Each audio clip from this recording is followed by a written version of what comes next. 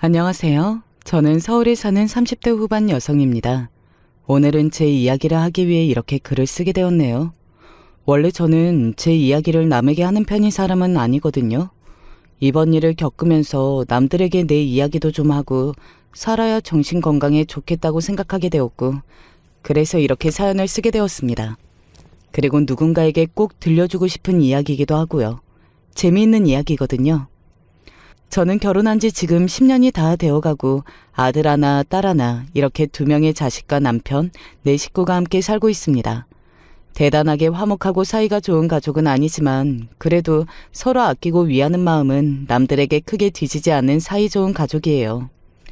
사실 저희 가족이 이렇게 사이가 좋아서 그간 좋지 않은 이야기는 제가 더더욱 삼켰던 거기도 합니다. 가족들 사이에서는 웃는 일만 있었으면 좋겠다고 생각했거든요. 왜 저와 같이 한 집안의 아내 며느리이신 분들은 공감하시는 부분이 있으실 겁니다. 나만 참으면, 나만 입 다물면 가정의 평화가 지속될 테니 나만 입을 다물자, 이런 생각 한 번쯤은 해보신 적 있을 겁니다. 저도 그런 생각으로 그동안 당하면서 참아왔던 거고요. 그런 저를 참지 못하게 만든 사람은 남편도 시어머니도 자식들도 아닌 동서입니다. 뭐 부부 갈등, 고부 갈등 이런 거 못지않게 정말 힘들고 스트레스 받는 게 동서 간의 갈등이더라고요. 저도 겪기 전까지는 몰랐습니다. 동서 간의 갈등으로 이렇게까지 힘들 수 있다는 것을 말이죠. 일단 그 이야기를 하려면 제 이야기부터 해야겠네요. 동서와 왜 어떻게 갈등이 생기게 되었는지를 설명하기 위해서는 제 상황을 조금 아셔야 할 것 같으니까요. 우선 저는 남들에 비해 불행한 가정 환경에서 나고 자랐습니다. 가난한 집 딸로 태어나서 가족들을 위해 일찍부터 돈을 벌었고 당연히 대학은 가지 못했고요. 제 나이 또래의 친구들 사이에서도 대학을 나오지 않는 사람은 저밖에 없어요. 요즘은 다들 가잖아요. 그래서 기본적으로 열등감 아닌 열등감이 조금 있기는 했습니다. 그리고 남들에 비해 내가 덜 배웠다는 것에 대해 의기소침하기도 했었고요.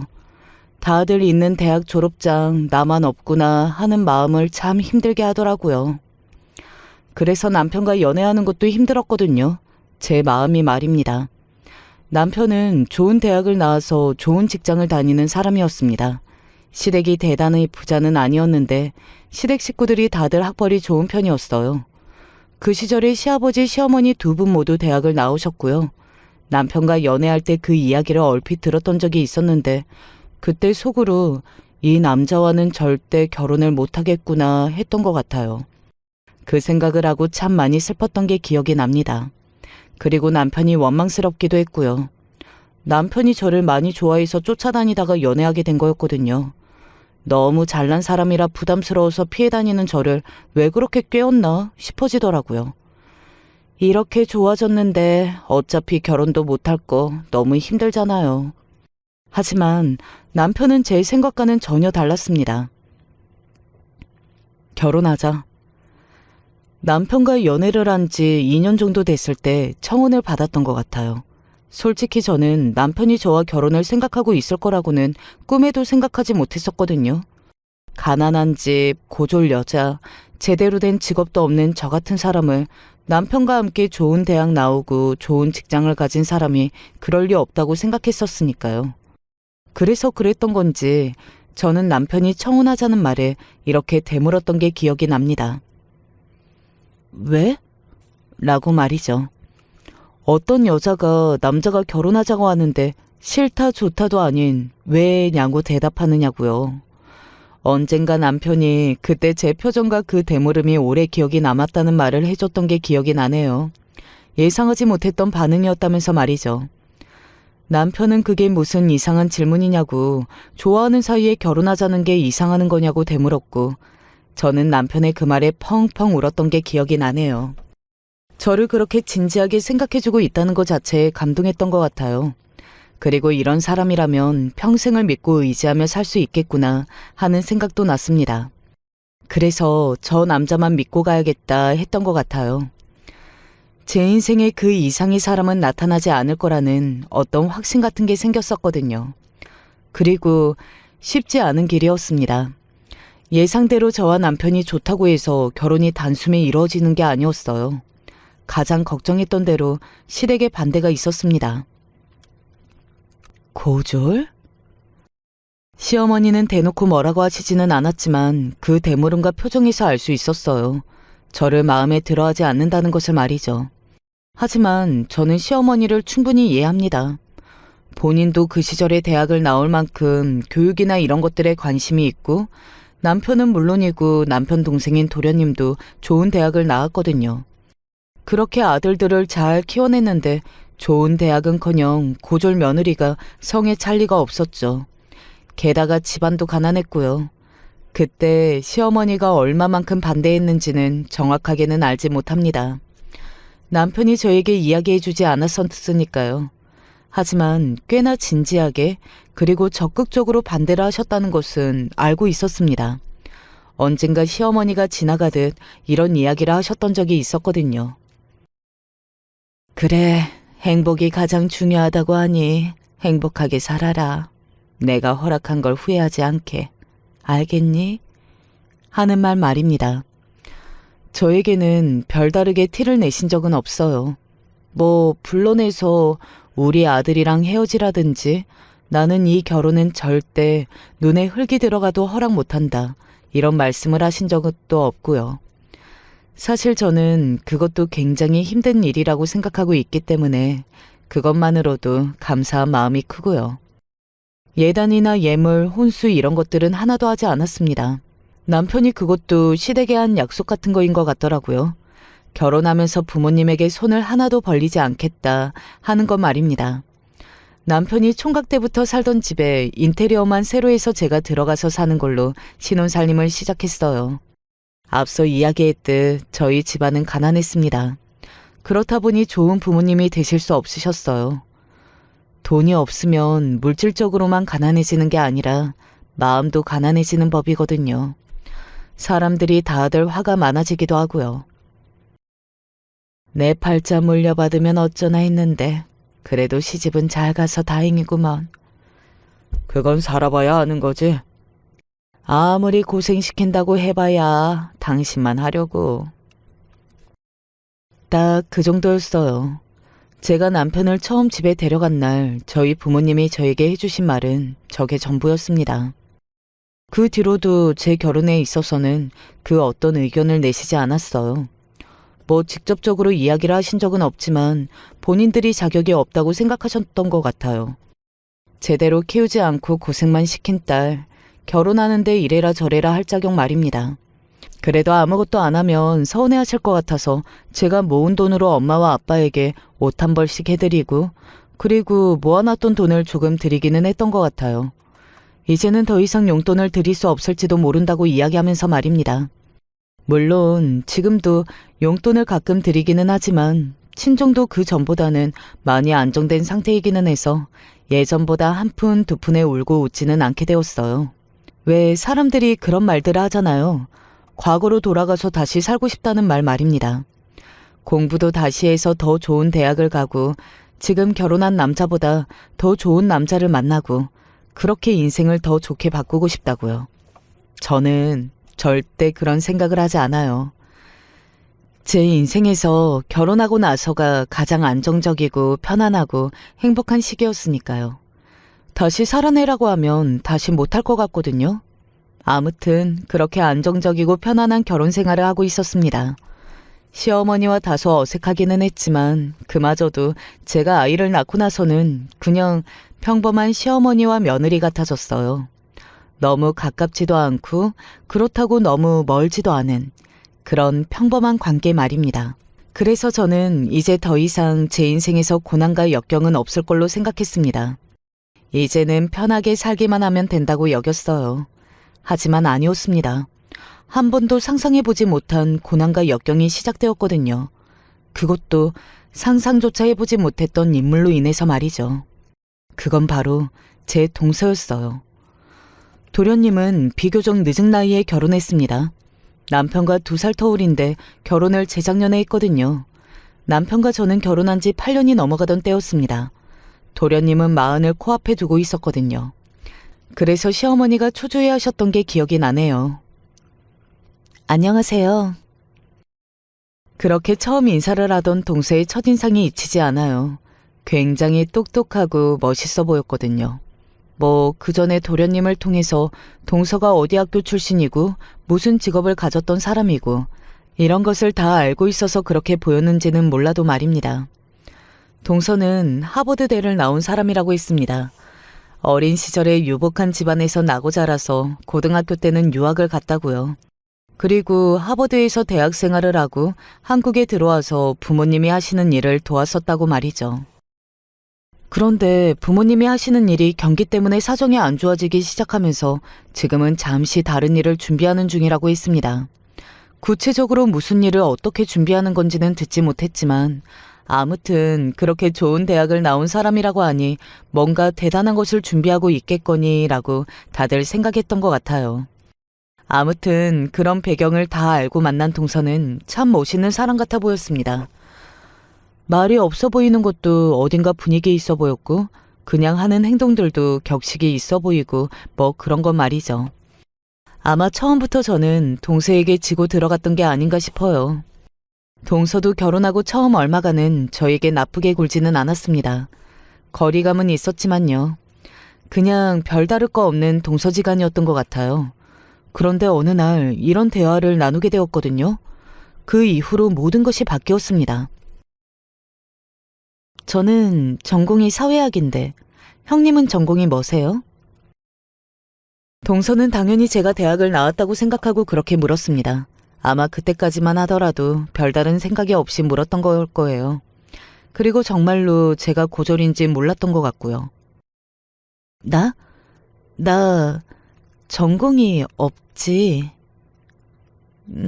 전공이 없다뇨? 그게 무슨 소리세요?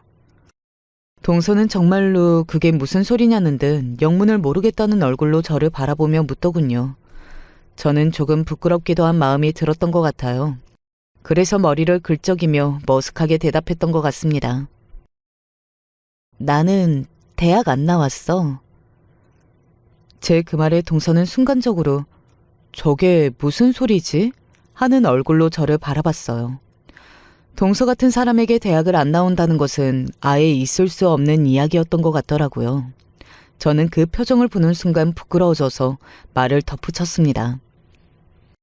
우리 집안 사정이 너무 안 좋아서 나까지 대학을 갈 여유가 없었거든.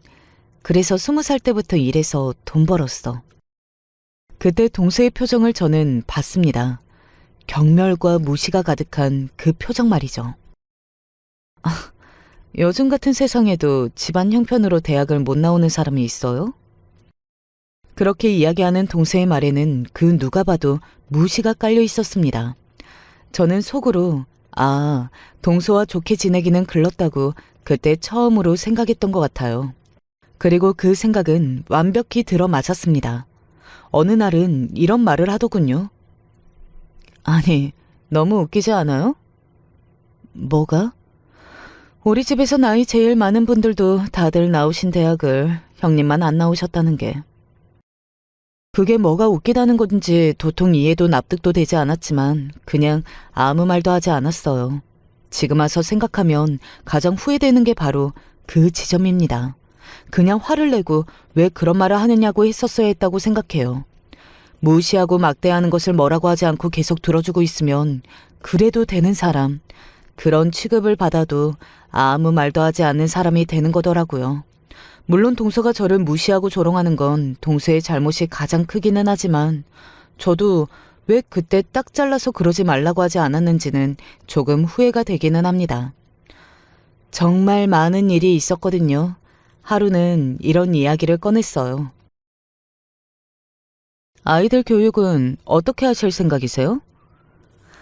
우리 애 아빠랑 상의해서 결정 중이야. 그리고 너무 이른 나이부터 시키고 싶지 않아서 일단은 조금 두고 보려고. 형님 같은 사람이 그런 이야기 하니까 되게 재밌다. 나 같은 사람?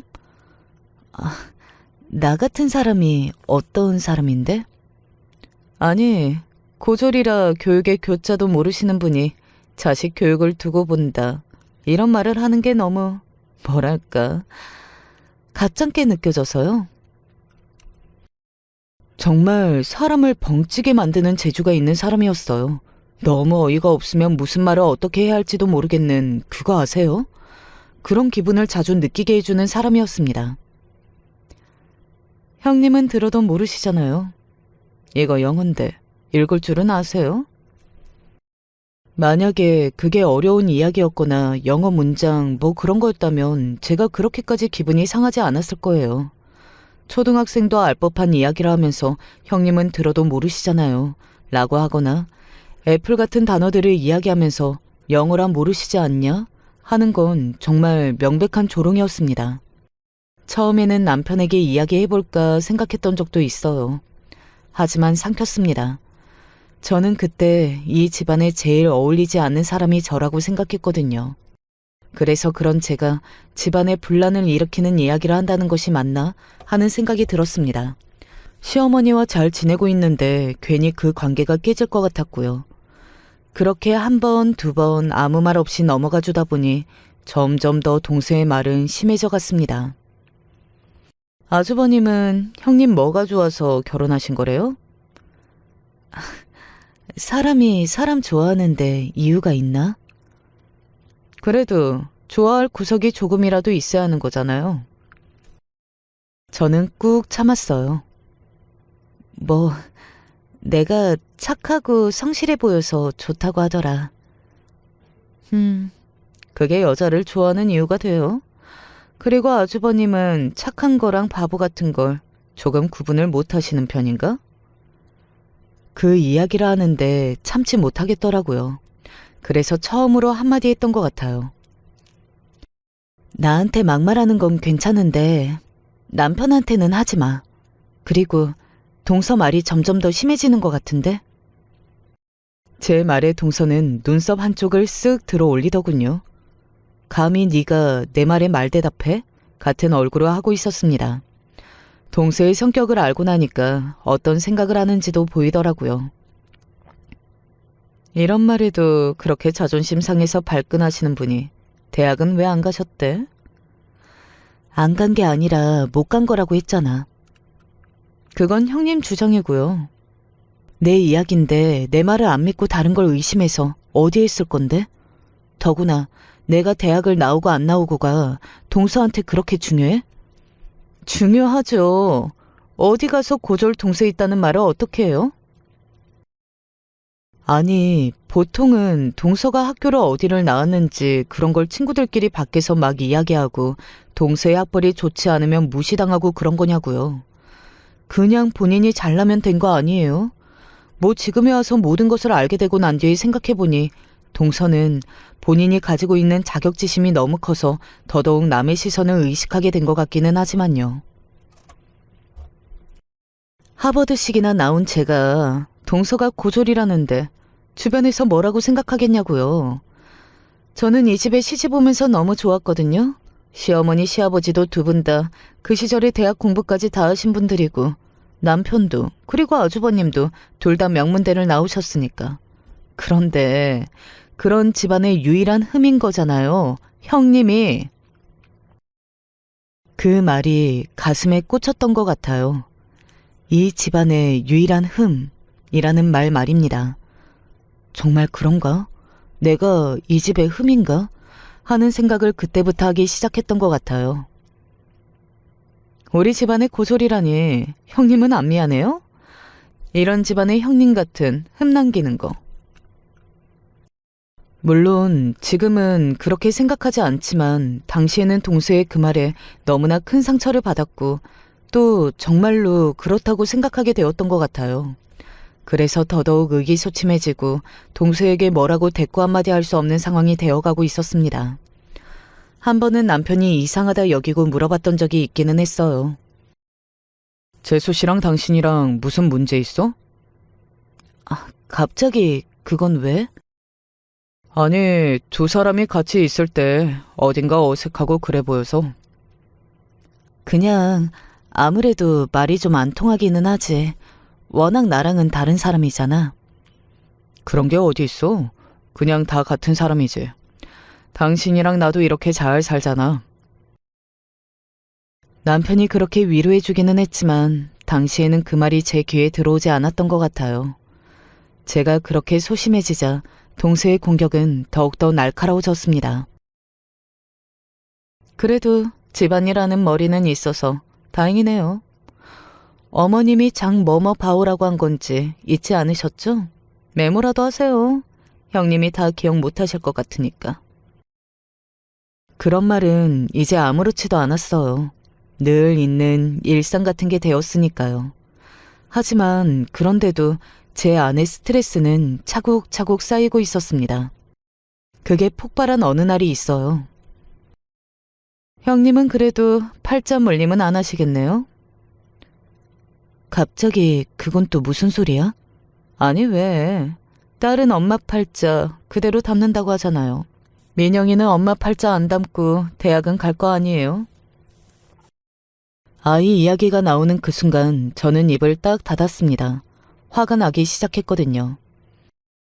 요즘은 공부 못해도 다들 그래도 대학은 가니까 좋은 남편 만나서 좋은 집에 시집와서 그 팔자 대물림 안 하는 건 천만다행이네요. 그렇죠? 형님 인생의 가장 큰 업적이라고 해도 될 것 같기는 하네. 그니까 민영이는 공부 좀 열심히 시켜요. 동서, 해도 되는 이야기가 있고 안 되는 이야기가 있는 거야. 저는 맞는 말만 했는데요? 맞는 말이면 입으로 다 뱉어도 되는 거야? 동서가 많이 배웠을지는 몰라도 인간은 덜 된 것 같다는 말도 맞는 말이니까 내가 막 해도 돼? 그 순간 동서의 얼굴이 굳었습니다. 뭐라고요? 인간이 덜 돼요? 그러면 된 인간이 그런 말을 할 수가 있어? 남을 배려하고 공감하는 것도 지능이라고 했어. 동서는 그렇게 따지면 지능이 낮은 인간인 거고. 말 다 했어요? 덜 했으면 어쩔래? 인연이 진짜? 그래도 같은 집에 시집 왔다고 사람 대접해주니까 미쳤나? 갑자기 그렇게 나오니 제가 입을 떡 벌릴 수밖에 없었습니다. 너무 놀라서요. 야, 너 같은 건 밖에 나가면 나랑 겸상도 못해. 알아? 같은 집에 시집 왔다고 너랑 내가 같은 사람인 줄 알아? 어디서 나한테 감히 그런 소리를 해? 그러니까 동서는 저를 무시하다 못해 저를 무슨 하층미 취급을 하고 있었던 겁니다. 감히 그런 말을 하느냐는 둥 겸상도 못했다는 둥 하는 이야기를 하는 것만 봐서 말이죠. 요즘 같은 시대에 사람이 사람에게 그런 말을 하는 게 더 힘든 일인데 동서도 참 대단한 사람이기는 한 것 같아요. 도대체 너 같은 볼 거 없는 년을 아주버님은 뭘 보고 결혼까지 한 건지 나는 아직도 이해가 안 되거든? 세상에는 별별 사람이 다 있으니까 그러려니 하려고 하다가도 네 얼굴만 보면 화가 치밀어 오른다고. 너랑 내가 왜 같은 집안의 며느리여야 하는데? 너 따위 고졸이랑 내가. 아마도 동서가 가장 많이 화가 난 부분이 그게 아니었나 싶어요. 자기는 유학까지 갔다 온 하버드대를 졸업한 엄청나게 대단한 사람인데 고졸이고 별 볼 일 없는 집안의 사람과 동서지간으로 지내는 것이 말입니다. 그날은 더 이상 큰 소리를 내지는 않았어요. 복도에서 시어머니가 누군가와 통화를 하며 오시는 소리가 들렸거든요. 저희 두 사람 모두 멈출 수밖에 없었습니다. 물론 이상한 기류를 시어머니가 알아차리기는 하셨지만요. 너희 두 사람 무슨 일 있니? 무슨 일은요. 아무 일도 없어요. 시어머니가 동서를 미심쩍은 눈으로 바라봤어요. 제가 다시 이야기했습니다. 정말 아무 일 없어요. 라고 말이죠. 아무래도 제가 시어머니와 오래된 사이니만큼 조금 더 친하고 유대감도 있었거든요.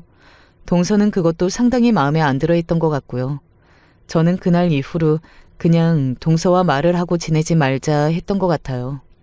제가 나서서 집안을 다 뒤집어 엎을 용기도 없었고 그러고 싶지도 않았습니다. 그러던 중에 동창회를 나가게 되었어요. 저는 불행한 가정사치고는 즐거운 학창시절을 보냈거든요. 주변에 좋은 친구들이 많았습니다. 많이 가지고 공부를 잘했는데 착한 친구들 말이죠. 그래서 아마 동서를 보고 더더욱 놀랐던 것 같아요. 그리고 제 친구 중에도 있었습니다. 하버드를 나온 친구가 말이죠. 그 친구는 정말 너무 바쁘게 지내는 친구라 자주 보지 못했었는데 몇 년 만에 보게 되었어요. 요즘 얼굴이 많이 상했냐며 안부를 묻는 친구에게 제 이야기를 다 털어놓았어요. 그간 아무에게도 이야기하지 않아서 많이 답답했던 것 같더라고요. 한번 시작한 이야기는 멈추지는 않았습니다. 아니, 뭐 그런 사람이 다 있어? 학교 망신은 다 시키고 다니네. 인성이 그렇게 글러먹었는데 하버드를 나오고 아니고가 뭐가 중요한 거야? 그래, 다 너 같은 사람들만 있는 게 아니더라. 그런데 어느 학과라고? 어디랬더라? 사회학과였던 것 같은데? 이름은? 저는 동서의 이름을 이야기했습니다.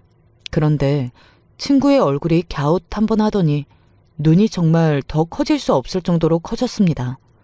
저는 놀라서 친구에게 물었어요. 왜? 아는 사람이야? 그 애 같은데? 우리 학교 다닌다고 사기치고 다닌 위장 대학생. 뭐? 친구의 말은 이랬습니다. 자기가 학교에 다닐 때 학교에 소문이 쫙 날 만큼 엄청난 일이 있었다고요. 진짜 대학생이 아니라 하버드를 가려다 여러 번 떨어진 이력이 있는 사람이 하버드생이라고 속이고 진짜 학교에 다니면서 수업을 듣고 하다가 걸린 적이 있다고요. 그게 동서가 이야기한 학과였고 이름도 같은 것 같다더군요. 에이, 설마. 아니야, 그 이름이 흔한 이름도 아니고. 사진 있어? 얼굴 알아? 나는 모르고 내 친구가 알아. 당장 물어봐 줄 수 있어. 저는 최근에 찍었던 가족 사진을 친구에게 보냈고 친구는 미국에 있는 다른 친구에게 그 사진을 보냈어요. 그리고 얼마 되지 않아서 바로 연락이 왔습니다. 맞아, 걔 맞대. 정말이야? 얼굴 확실하게 안 돼? 친하게 지냈다가 자기도 뒤통수 맞아서 잊어버릴 수 없다는데? 제임이라고 하면 알 거라고. 너 내 돈 아직 안 갚았잖아 라고 전해달래. 돈? 동서는 그냥 위장 대학생이 아니었던 모양이었습니다. 정말 파란만장한 인생을 살았더라고요. 하버드를 가고 싶었지만 몇 번이나 떨어지고 나서 누군가에게 거짓말을 하기 위해 학생인 척 학교에 다니면서 모두를 속였다고 했습니다. 그러면서 친구들에게 돈을 조금씩 빌려갔는데 나중에 그게 문제가 되어서 모든 사실이 다 밝혀졌다고 말이죠. 어안이 벙벙했습니다. 그런 걸 거짓말할 수 있다는 것도 사실 저로서는 이해가 되지 않는 부분이었지만 상상조차 해본 적이 없는 일이었거든요. 본인이 나온 대학이나 학교에 관해서 이야기할 때 너무나 당당하고 자랑스럽게 이야기하던 그 얼굴이 생각이 나서 놀랍다 못해 소름이 끼치더라고요. 무서운 사람이구나 싶어서 말이죠. 그날 친구에게 동서 이야기를 너무나 많이 들었습니다. 듣는 이야기마다 엄청나게 충격적인 이야기들 뿐이라서 이게 정말 사실인지 소문에 소문이 부풀려진 것은 아닌지 하는 의심조차 들 정도였어요. 일단은 누구에게도 이야기하지 않았습니다. 그것이 사살인지 아닌지도 모를 일인 거잖아요. 그리고 제가 막 갑자기 동서 이런 비밀 있잖아 하면서 다 폭로하기도 조금 그랬고요. 워낙 큰일이기도 했으니까요. 그러던 중에 제가 그 모든 일을 폭로할 수밖에 없는 사건이 터졌습니다. 뭐 동서의 성품으로 보아 그건 예견된 미래기는 했던 것 같아요. 그날은 시어머니 생신날이었습니다. 가족끼리 비싼 한식당을 예약해서 다 함께 밥을 먹고 난 뒤였어요. 제가 남편의 카드를 두고 계산하려고 카운터 앞에 섰을 때였습니다. 제가 계산할게요. 아니야, 내가 할게. 남편이 오늘 밥은 남편이 산다고 저에게 몇 번이나 이야기를 해둔 상태였거든요. 뭐 그때 제가 내가 한다고 한 건 내가 산다는 그 의미가 아니라 그냥 남편 카드로 내가 결제를 한다 뭐 그런 의미였어요. 그런데 동서는 그 말도 그냥 넘어가지 않더군요. 형님이 아니라 아주버님이 하시는 거겠죠. 어쨌든 오늘 밥은 남편이 산다고 했어. 그냥 제가 한다고 할 때 넙죽 받으세요. 또 그 표정이었습니다. 사람을 무시하고 깔볼 때 나오는 그 표정 말이죠. 저는 속으로 생각했어요. 아, 또 시작되었구나 하고 말입니다. 형님 돈도 아닌 걸로 그렇게 유세 떠는 거 진짜 웃기거든요. 내가 무슨 유세를 떨었다고 그래. 식사하다가 먼저 나가는 것도 뻔하게 보여주는 거잖아요. 계산 우리가 한다 라고. 아니, 나는 어차피 다 먹었으니까 미리 조용히 나오는 거지. 다들 대화 중이시니까. 하여간 진짜 이런 곳에는 머리 더럽게 잘 돌아간단 말이지. 그 머리를 공부할 때 썼으면 고졸 아니고 대졸일 텐데. 그쵸? 갑자기 확 기분이 나빠졌습니다. 뭐 누군가에게 덜 배웠다는 걸로 무시하는 자격이 따로 있는 건 아니었지만 본인도 위장 대학생이었던 주제에 누굴 욕하는 건지 싶어져서 말이죠. 내 앞에서 머리 굴릴 생각하지 마세요. 진짜 머리 좋은 사람 앞에서는 아무 소용없는 거고 수만 다 읽히는 거니까. 진짜 머리 좋은 사람? 제가 되물었습니다. 동서가 어이없다는 얼굴로 헛웃음을 짓더군요.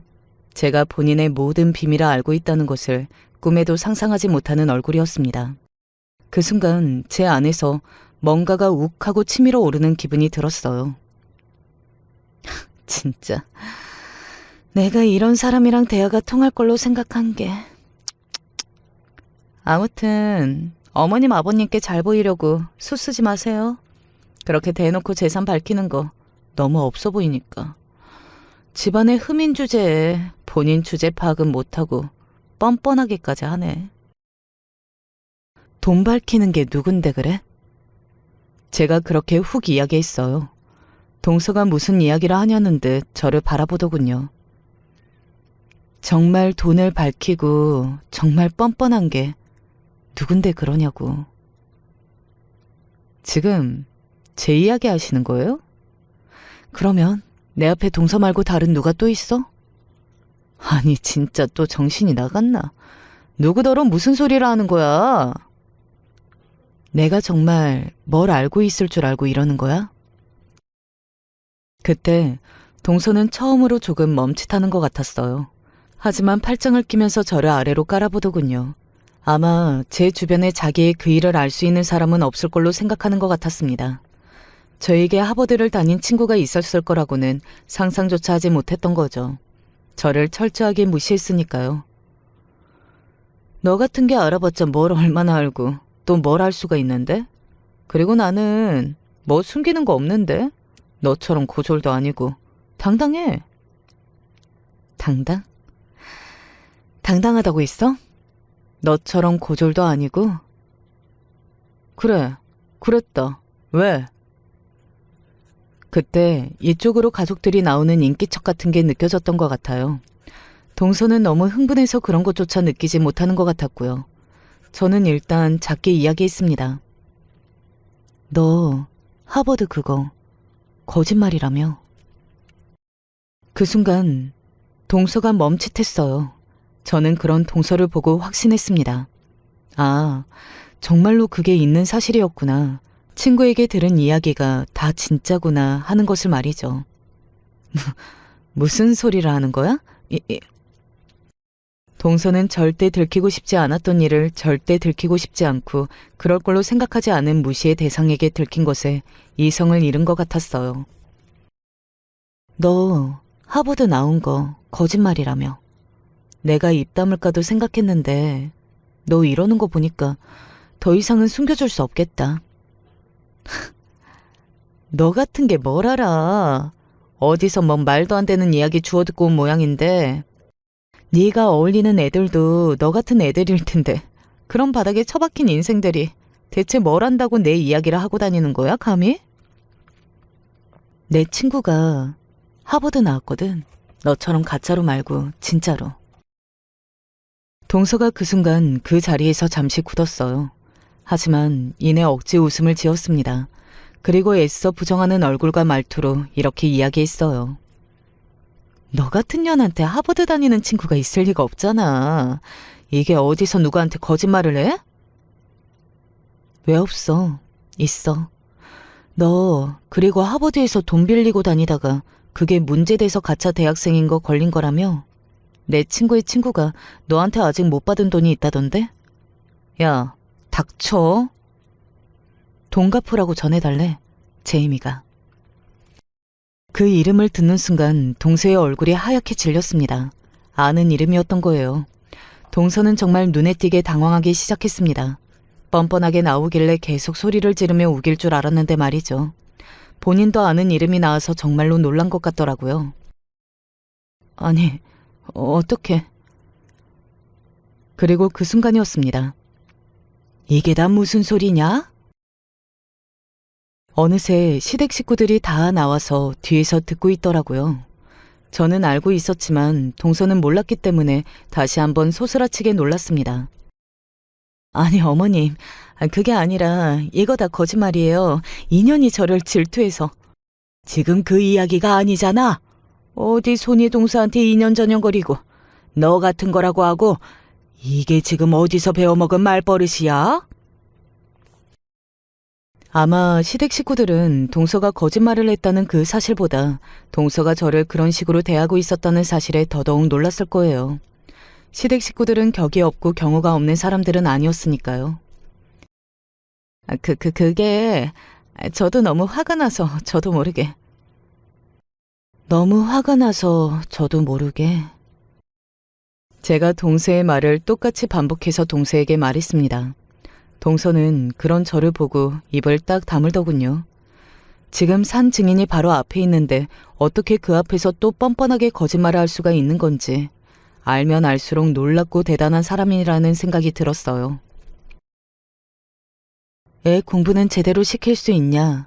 애플 같은 단어를 두고 나한테 형님은 영어 읽으실 줄 모르니까 라고 하면서 사사건건 나를 무시하고 조롱하고 그걸로도 모자라서 이런 집안에서 나는 집안의 흠이라고 양심 있으면 평생 죄송한 마음으로 살라고 한 게 누군데 그래?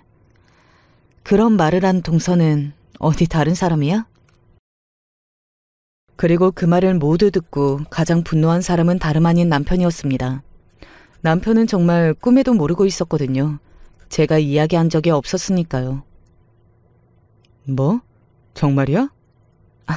아니, 아주버님. 그래서 우스워서 나도 아는 척한 거야. 나한테 매번 고졸이라면서 조롱하던 동서가 사실은 본인도 가차 대학생이었다는 걸 듣고 기가 차서. 만약에 동서가 나를 무시하지 않았으면 나도 이 이야기 아는 척 안 했어. 그 이야기라 하는데 눈물이 줄줄 나오더라고요. 그간 쌓인 게 참 많았나 보다 하는 생각이 들었습니다. 남편이 동서를 험악한 얼굴로 바라봤고 도련님은 충격으로 그 자리에서 아무것도 하지 못했습니다. 시어머니와 시아버지는 뒷목을 잡으셨고요. 동서는 그대로 식당을 나갔습니다. 마치 그 자리에서는 도망치는 거 말고는 방법이 없는 사람처럼 말이죠. 저희 가족은 거기서 더 이상 아무 말도 할 수 없었어요. 받은 충격이 너무 컸으니까요. 그냥 각자의 집으로 돌아갔습니다. 물론 집으로 돌아와서 남편과 저는 많은 이야기를 나누기는 했습니다. 그런 일이 있었으면 진작에 나한테 이야기를 했어야지. 당신이 너무 속상해할까봐 그랬지. 내가 아무것도 몰랐다는 걸 아는 게 더 속상한 거야. 다음부터는 절대 비밀로 하지 마. 알겠지? 알겠어. 그 일로 생긴 한 가지 좋은 점이 그거였어요. 바로 남편과 사이가 더 돈독해진 거 말입니다. 동서한테 고맙지는 않지만요. 당연히 저희 시댁은 물론 도련님도 뒤집어졌습니다. 그날 동서는 멀리 가지도 못했다고 해요. 도련님이 집으로 가니 거기서 불을 다 꺼놓고 앉아 있었다고 하더군요. 도련님을 보자마자 거짓말을 해서 정말 미안하다고 그러면서 변명을 늘어놓는데 도련님은 그런 동서에게 이렇게 이야기했다고 합니다. 거짓말을 하고 나를 속인 것도 물론 잘못된 거지만 형수님이 너보다 못 배웠다는 이유로 그렇게 막말하고 남을 무시하고 그러는 거에 나는 더 충격받았어. 그런 사람이랑은 가족으로 못 살 것 같아. 라고 말이죠.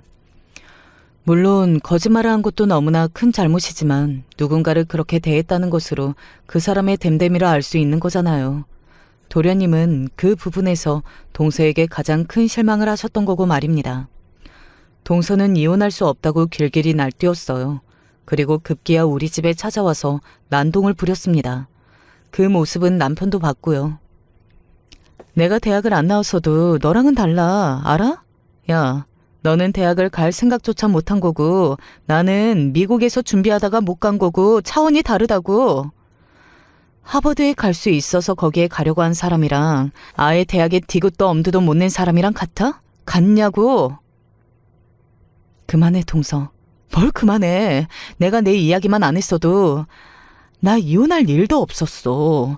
내 인생은 네가 망친 거라고, 네가. 참다 못한 남편이 나서려고 했지만 제가 남편을 가로막았습니다. 이 이야기는 꼭 해야겠다는 생각이 들었거든요. 동서 인생을 내가 망쳤다고? 아니야. 동서 인생은 동서 스스로 망친 거지. 뭐? 애초에 그런 거짓말로 동서가 사람들을 속이지 않았으면 될 일이고, 그리고 나한테 그렇게 막 안 굴었으면 될 일이지. 일의 시작은 동서고, 그러니까 동서의 인생을 망친 사람도 동서 자신이야. 남의 탓하지 마. 알겠어? 네가 막말만 안 했어도 나한테 이런 일은 일어나지 않았어. 내가 다 말한 것 같아? 저는 의미심장한 얼굴로 동서에게 그렇게 이야기했습니다. 동서는 거기서 멈칫하더군요. 다시 한번 그날처럼 얼굴이 사색이 되어가는 것을 볼 수 있었습니다. 그 말을 들은 동서는 더 이상 큰 소리를 내지 않고 그대로 돌아갔어요. 동서가 돌아간 뒤에 남편이 묻더군요. 또 뭘 잘못한 게 있어? 아니. 그런데 왜 저래? 그냥 하나만 잘못했을 것 같은 사람이 아니라서 찔러본 건데 찔리는 게 있는 모양이네. 엄청난 인생을 살았나 봐. 남편은 천재 아니냐고 대단하다며 저를 치켜 세워줬지만 사실 그건 거짓말이었습니다. 저는 그날 친구에게서 더 들은 이야기가 있었어요. 바로 이 이야기입니다. 그때 동거하던 남자랑 사이에서 아이도 있었다는 말이 있었대. 에? 그건 그냥 소문인 거 아니야? 아니야. 배가 불러서 다니는 걸 본 친구가 있어. 나중에 다 탄로가 나고 나서 남자랑 헤어지고 애를 지웠다고 했나? 아니면 입양 보냈다고 한 것까지 들었는데? 그거야 소문일 뿐이라서 그날 이야기하지 않은 거지만 아마도 동서는 그 이야기를 제가 하게 될까봐 그날 그렇게 급하게 돌아간 게 아닐까 싶어요. 도련님이랑 결국 이혼을 하기로 하고 난 뒤에 저에게 한번 연락이 왔었거든요. 이제 다시 볼 사이도 아닌데 연락까지 따로 해서 또 따져야겠어? 내가 고졸인 거 이제 안 쪽팔려 해도 되잖아. 우리는 이제 가족도 아닌데. 그게 아니고... 동서는 잠시 말이 없었습니다. 저는 무슨 말을 하려나 싶어서 궁금한 마음으로 그 침묵을 기다렸던 것 같아요. 그리고 긴 침묵 끝에 나온 동서의 말은 굉장히 의외였습니다. 죄송했어요. 어? 순간적으로 놀라서 그렇게 대묻고는 아무 말도 못했네요. 절대 사과 같은 걸 먼저 할 사람이라고 생각해보지 않았었거든요. 마지막으로 얼굴을 봤을 때도 저를 살벌하게 노려보며 소리를 빽빽 질러댔으니까요. 그때는 죄송했어요. 그러니까 그 친구분한테 제 이야기 더는 하지 말아주세요. 그냥 사라졌다고만 해주세요. 그리고 혹시나 어디선가 또 저를 마주치게 되면 그냥 모른 척 해주시고요. 저도 살아야 할 거 아니에요. 동서가 아주 믿고 싫기는 했지만 제가 무슨 억한 심정으로 쫓아다니면서까지 그 사람의 남은 인생을 방해하겠어요. 그럴 마음은 하나도 없었습니다. 그래서 동서에게도 그러겠노라고 했고요. 그랬더니 감사하다는 인사를 몇 번 더 하고 전화를 끊더라고요. 그렇게 동서와의 연이 끊어졌습니다. 그 이후로 뭐 미국을 다시 갔네 아니네 어디 취직을 했네 하는 소문들만 무성하게 들려왔지만 구체적으로 뭐라고 산다는 건 알지 못했어요. 죽을 때까지 그 사람의 소식을 들을 일은 없을 거라고 생각했습니다. 시댁 식구들도 도련님도 상처가 매우 컸어요. 어떻게 보면 사기 결혼이나 마찬가지잖아요. 그렇게 자신의 모든 것을 속이고 사는 사람이 있을 줄은 몰랐습니다. 뭐 어디 있다고 이야기를 듣고 텔레비전 속에서 본 적은 있어도 제 주변에 그런 사람이 있을 거라고는 상상조차 해본 적이 없었거든요. 다시는 동서를 볼 일이 없을 걸로 생각했어요. 하지만 세상이 참 좁더라고요. 우연히 동서를 보게 되었습니다. 그날은 시어머니와 백화점에 간 날이었어요. 평생 그런 곳에 가는 일이 없었는데 시어머니가 제 생일에 맞춰서 가방 하나를 사준다고 하시더라고요. 그래서 따라 나온 참이었습니다. 어디선가 익숙한 목소리가 들렸어요. 어머님, 이거 너무 잘 어울리시는데요? 어머님을 위해 만들어진 옷이네. 어머, 그러니? 세계 어머님 얼굴을 확 살리는 것 같아요. 너무 생기 있어 보이세요. 어떤 중년 여성에게 딱 달라붙어서는 어머님이라고 부르며 애교를 뜨는 애사롭지 않은 풍경이었습니다. 그리고 그 두 사람을 향해 점원이 이야기했어요. 예비 며느님께서 안목이 너무 높으시네요. 그리고 그 뒤에 엄청나게 충격적인 말을 들었습니다. 그 중년 여성의 입을 통해서 말이죠. 얘가 하버드 나왔잖아요. 하버드. 저와 시어머니는 그 자리에서 입을 떡 벌리고 멈춰서 있을 수밖에 없었어요. 어디선가 또 그렇게 속이고 시집을 갈 준비를 하는 것 같더라고요. 사람 쉽게 바뀌는 거 아니라고 하지만 그렇게 된통 당해놓고도 또 그런 짓을 하고 다닐 수 있다는 게 도무지 이해되질 않았습니다. 어머, 하버드요? 우리 아들도 서울대 나왔잖아요. 엘리트 커플이네. 너무 멋있다. 그쵸?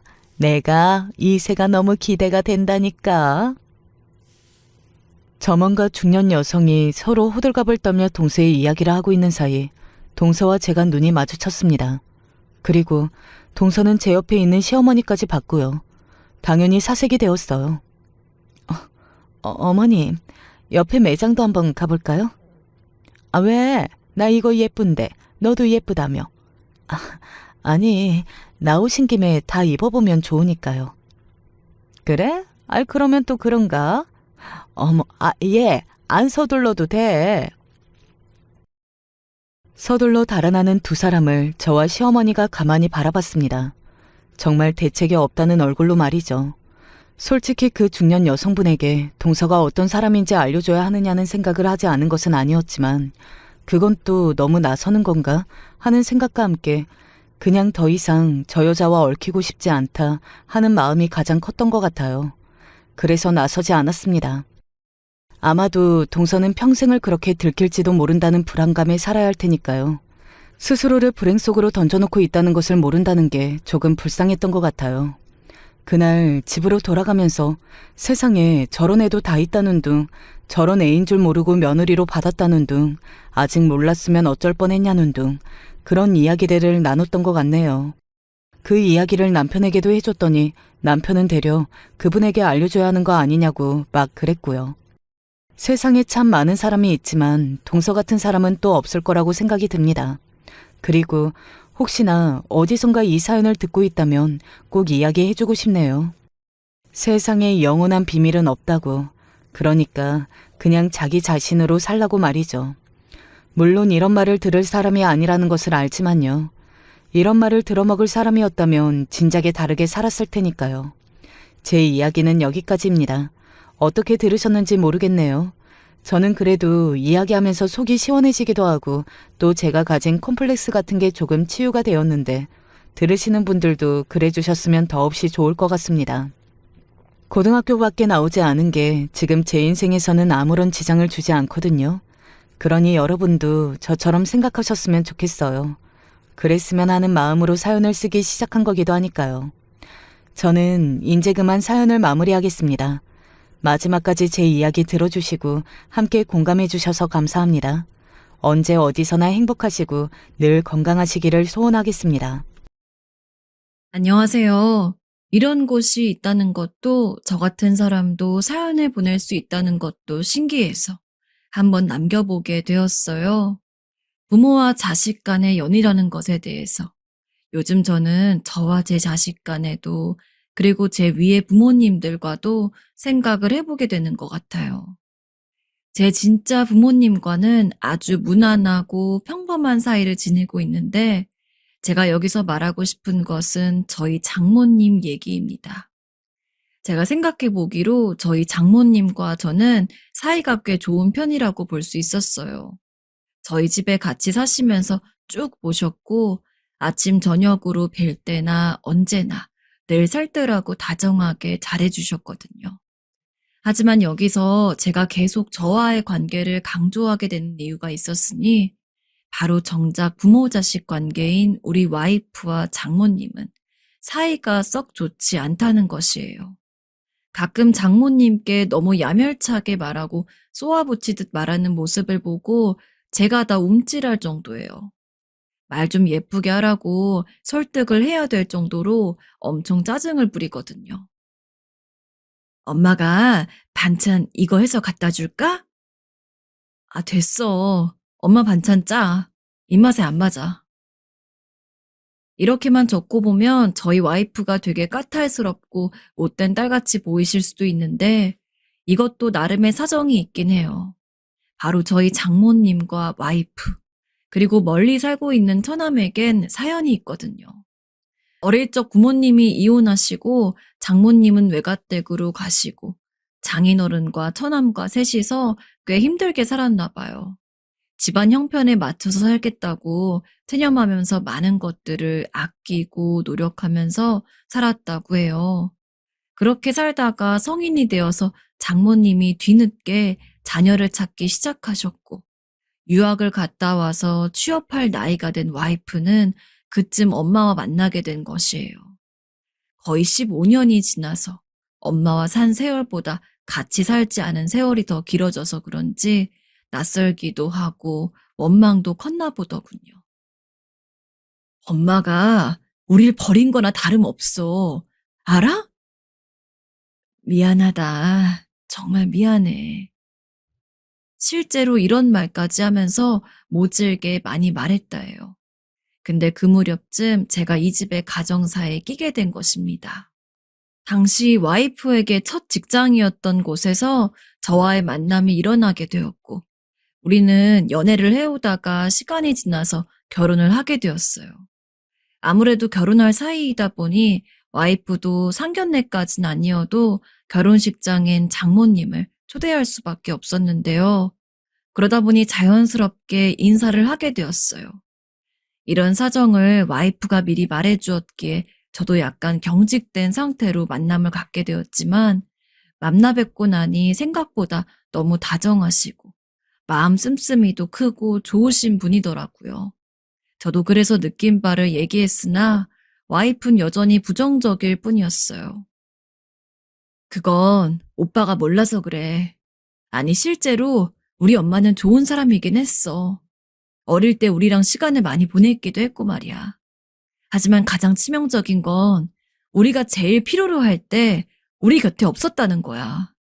난 오빠가 딱히 우리 엄마와 어떤 관계를 유지하길 바라진 않아.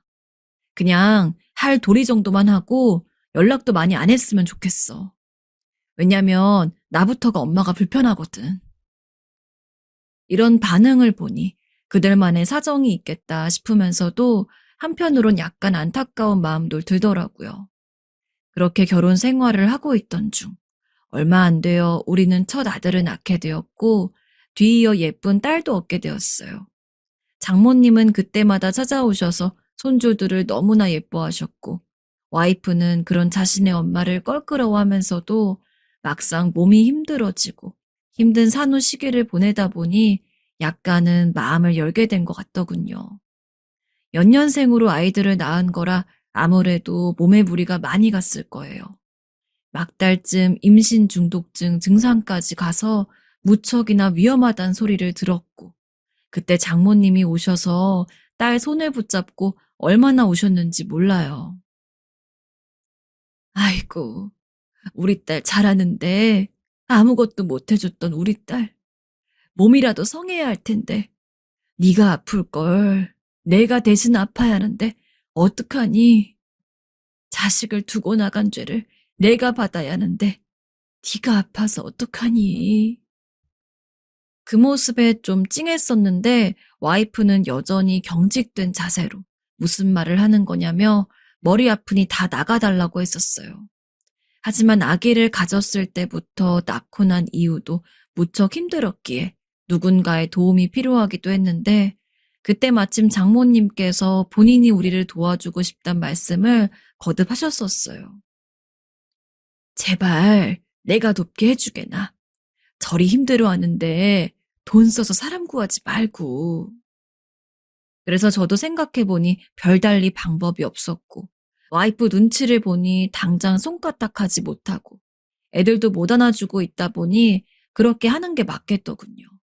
그리해서 장모님과 시간을 보내게 되었고 거의 5, 6년을 함께 보내게 되었던 것 같아요. 장모님은 정말 매번 하루도 빠지지 않고 음식을 해주시고 우리 가족들이 좋아할 만한 것들로 늘 장을 봐와서 잔뜩 만들어주시고 애기 키우는 집이라고 늘 신경을 써주셨답니다. 우리 장서방 왔어? 배고프지? 얼른 밥 먹어. 아유, 추운데 먼 곳까지 갔다 오셨네요. 그냥 시켜 먹으면 되는데. 아니야, 시켜 먹긴. 내가 있는데 못하러 시켜 먹어? 자, 말하지 말고 얼른 밥부터 먹게. 그런데 와이프 역시 한때 고된 노동을 하는 장인어른을 대신해서 가장 역할을 하듯이 살았고, 그렇다 보니 살면서 장모님과 안 맞는 부분도 많아서 그걸로도 싸울 거리가 생기더라고요. 엄마, 내가 이거 위치 옮기지 말랬잖아. 위치 바뀌면 헷갈린다고요. 아유, 너도 참. 알겠다, 알겠어. 내가 미안하다. 다음부턴 안 그럴게. 아빠만 있었어도 이런 일은 없었을 텐데. 그리고 싸우는 와중에도 아내는 장인어른 이야기를 하곤 했어요. 참 저희 장인어른은 저희가 결혼하기 1년 전에 지병으로 돌아가셨어요. 그래서 와이프도 무척 힘들어했었고 결혼식 때도 혼주석이 비어있을 것을 생각해서 어쩔 수 없이 장모님과 연락을 취한 것이었고요. 허나 제가 이렇게 안타깝게 생각하게 된 건 장모님은 젊은 날에 어떤 연유로 이혼을 선택하시고 아이들을 두고 나가게 되셨는진 몰라도 저희 집에 오셔서 같이 사시는 동안 정말 많은 노력을 하셨거든요. 그리고 사위인 저에게 얼마나 잘해주시는지 몰라요. 가끔 회사 일이 늦어져서 새벽이 다 되어 들어오면 주무시고 계시다가도 나오셔서 꼭 자네 왔냐고 말씀을 하세요. 그럼 저는 늘 떨떠름하고 어색한 목소리로 말씀을 드리게 되고요. 아, 네, 장모님, 저 이제 들어왔습니다. 늦었습니다. 그러면 장모님이 꼭 덧붙이시는 말씀이 있는데 전 그게 참 마음이 편안해지고 좋더라고요. 오늘도 고생 많았겠어. 자네도 얼마나 힘들겠나. 얼른 쉬게. 수고 많았네. 제가 가끔 동료들한테 이런 말을 하면 그냥 잠결에 깨셔서 누군지 확인하시고 의뢰의하는 말이 아니겠냐. 별걸 다 감동한다 하더라고요. 뭐 그럴 수도 있겠지만 저희 집은 약간 무미건조한 집이에요. 그래서 그런지 늘 늦게 들어오나 평소 시간에 들어오거나 저보고 맨날 힘들었겠다. 고생이 많았다고 안쓰러운 눈으로 말씀해 주시는 장모님의 인사에 완전히 스며들어가는 것 같았어요. 하지만 가끔 장모님의 이런저런 모습들이 좋다고 하면 와이프는 그냥 무표정으로 그래? 다행이네. 하곤 별 말을 안 하더라고요. 그런데 그렇게 그냥 무르르듯 살고 있던 우리에게 생각지도 않았던 지각 변동이 일어나게 되었어요. 맨날 골골거리며 아프다 소리를 입에 달고 살았던 아내는 막상 건강검진을 하니 딱히 대단한 상태는 아닌 것으로 결과가 나왔더군요. 그래서 우리 모두 다행이다, 참 잘 되었다 하고 있던 와중에 어디선가 이상한 사건이 벌어지고 있는 것을 느끼고 모두 당황하게 되었어요. 다름 아닌 장모님에게, 아니 사실 그 누구에게도 있어선 안 되는 일이 발생하고 말았기 때문이에요. 연세는 딱 적당하신 편이고 늘 본인은 또래들보다 기억력이 좋다고 치매 걱정 같은 건 전혀 없다고 우스갯소리를 늘 해오시던 분이기도 했었는데요. 그 어떤 기미나 힌트를 느낄 새도 없이 그냥 단순히 예방 차원에서 상식 정도만 알아두기 위해서 진행했던 검사에서 결과가 매우 이상하게 나온 것이었어요. 장모님의 상태는 이제 치매로 들어가는 문이 이미 열린 상태였고 분명히 진행은 되고 있었던 것입니다. 아유, 늙으면 생기는 거니 뭐 어쩔 수가 있나. 약 잘 먹어야지. 장모님은 이렇게 막상 담담히 말하시는데 저흰 그렇지 않았어요. 아마 아내는 컨디션이 늘상 좋지 않은 편이다 보니 같이 지내고 계신 장모님보다는 자기 손이 더 많이 가야 하는 애들에게 신경 쓰느라 잘 몰랐을 수도 있어요. 그리고 본인이 기억하고 있는 엄마는 어릴 때의 엄마이고 십수년의 시간 동안 본인 엄마의 다른 곳에서의 시간을 모르니 치매 이전과 이후의 차이가 어떻게 큰지도 잘 몰랐을 수도 있고 말이에요. 그 부분은 저 역시 해당되기도 하고 장모님과 마주할 시간은 기껏해야 이른 퇴근 시간대나 주말 때 가끔씩 보는 정도라서 크게 뭔가 차이를 알지 못했던 것 같아요. 아무튼 이런 연유들로 인해서 우린 그런 미세한 변화를 놓치고 있었는데요. 더군다나 사실 가장 큰 충격은 장모님 본인이 받으신 것 같았어요. 처음엔 담담해 하시더니 시간이 갈수록 검사 결과가 오류가 날린 없겠지? 다시 한번 받아볼까? 하면서 믿지 못하시더라고요. 다시 검사를 받아보시겠어요? 아니, 아니야. 치매라면 치매겠지. 장모님은 본인에게 치매라니. 난 이런 일이 일어나지 않을 거라고 평소 신경도 많이 쓰고 건강 정보도 많이 익혀두고 운동도 하고 했는데 너무 절망스러워 하시더라고요. 와이프는 늘 무표정하고 자기 엄마에게 적대적인 반응이긴 했지만 이때 약간 적잖게 충격을 받은 것 같았어요. 그날 밤 장모님이 아이들을 데리고 주무시는 동안 저보고 잠깐 밖에 나가자고 하더군요. 그래서 근처 공원을 산책하다가 갑자기 한쪽 벤치에 자리를 잡고 앉더니 계속 앞을 멍하니 바라보다가 아주 늦게 말을 하더라고요. 듣고 나니 저도 마음이 여간 복잡해지는 게 아니었어요. 오빠, 엄마가 치매라니 난 상상도 못 해봤어. 치매라니 어떻게 이럴 수가 있지? 충분히 충격받을 것이라 생각을 했었고 저 역시도 이날의 쇼크는 꽤 여운이 컸기에 그냥 가만히 듣고 있을 수밖에 없었는데요. 뒤이어서 하는 와이프의 말은 어쩐지 다른 부분에서 더 충격이었고 저를 슬프게 하더군요. 있잖아, 오빠. 맨날 나보고 엄마한테 너무 틱틱거린다고 했잖아. 나도 그러고 싶지 않았어. 근데 그러고 싶기도 했어. 이게 맨날 왔다 갔다 해. 엄마랑 잘 지내야 한다는 걸 아는데 아직 난 엄마를 향한 미움이 아직도 제대로 해소가 안 된 거야. 그래서 그걸 다 쏟아내야지 다시 엄마를 내 엄마처럼 대할 수 있는 건지 나도 도통 모르겠더라. 근데 난 아직 엄마를 완전히 미워해보지도 좋아해보지도 못했는데 이렇게 어정쩡하게 서 있는데 엄마가 치매라니? 난 어떻게 해야 될까, 오빠?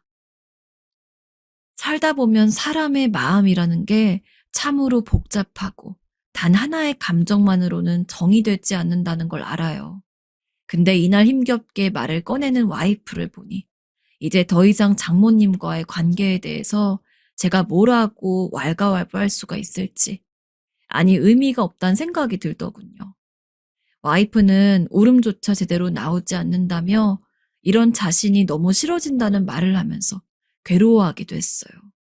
그러다 한참 고민하더니 결국 처남에게 알리더군요. 처남도 약간 충격을 받긴 했는지 얼마간 반응이 없었고, 네, 알겠어요. 일단 저도 좀 정리해야 할 시간이 필요할 것 같아요. 나중에 다시 연락을 드릴게요. 라고 시간을 달라고 했어요.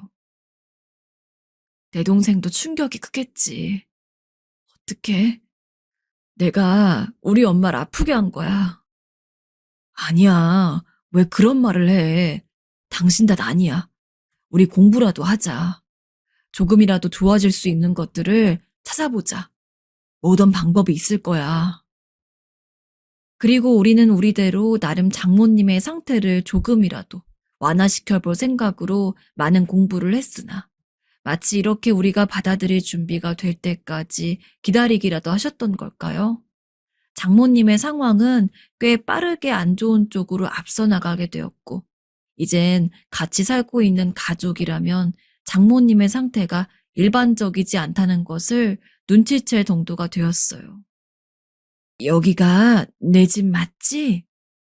네, 장모님 맞아요. 응, 그래, 그렇구나. 내 집이구나. 전 직장에 다니고 있고, 애기들은 어리고, 와이프는 이걸 케어하는 것만으로도 힘에 부치는데, 장모님이 치매이시다 보니 이것까지 관리를 할 힘이 없어서 점점 어렵게 느껴지더라고요. 그래도 한 가지 달라진 것이 있다면 와이프의 태도였어요. 적어도 예전만큼 장모님께 틱틱거리지 않고 표정이나 말, 감정의 그 어떤 변화도 없이 그냥 일률적으로 대하더군요. 아주 다정하진 않지만 그래도 챙겨주는 식으로요.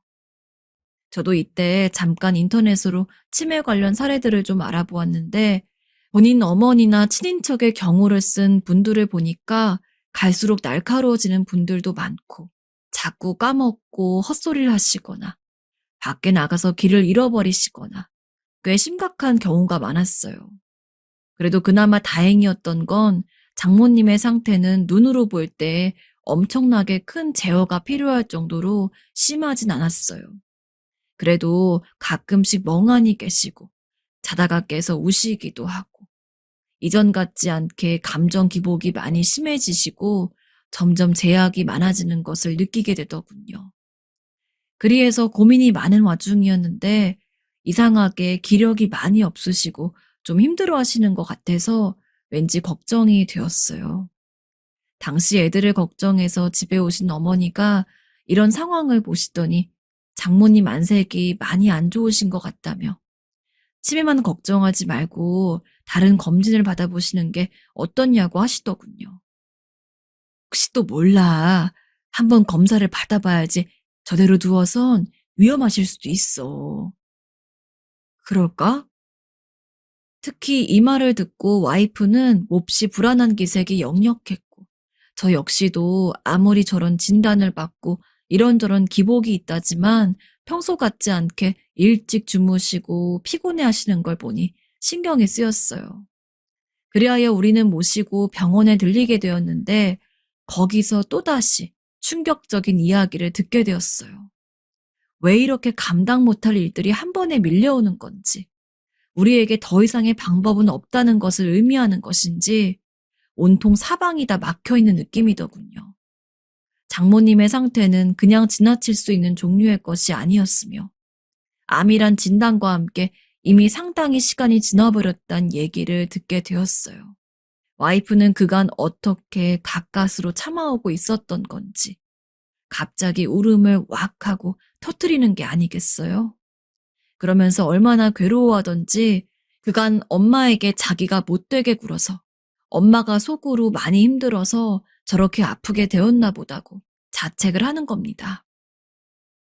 오빠, 어떻게 우리 엄마? 엄마 나 때문에 아픈 거야. 나 때문에 엄마가 치매도 걸리고 암도 걸린 거야. 나 어떻게 살아? 그런 게 아니라고 아무리 말을 해도 와이프는 들리지 않는지 한동안을 그렇게 울었고 겨우 달래서 밖으로 나가게 되었어요. 뭔가 좀 이상하다 싶어서 받게 된 검진에서 암인 걸 알게 되었고 시한부 선고까지 받게 되셨으니 우리 집은 보통 혼란스러운 게 아니었습니다. 하나의 병만 온다고 해도 참 가혹하게 느껴지고 우리 모두 마음 잡기 힘들었는데 순식간에 시한부 선고가 떨어지게 되니 마음의 준비를 하란 얘기조차 잔인하게 느껴지더군요. 솔직히 저도 너무 괴로웠지만 매일매일 죄책감에 울음을 참고 어쩔 줄 몰라 하는 와이프를 보면서 저라도 좀 이성적인 상태를 유지하기로 마음먹었어요.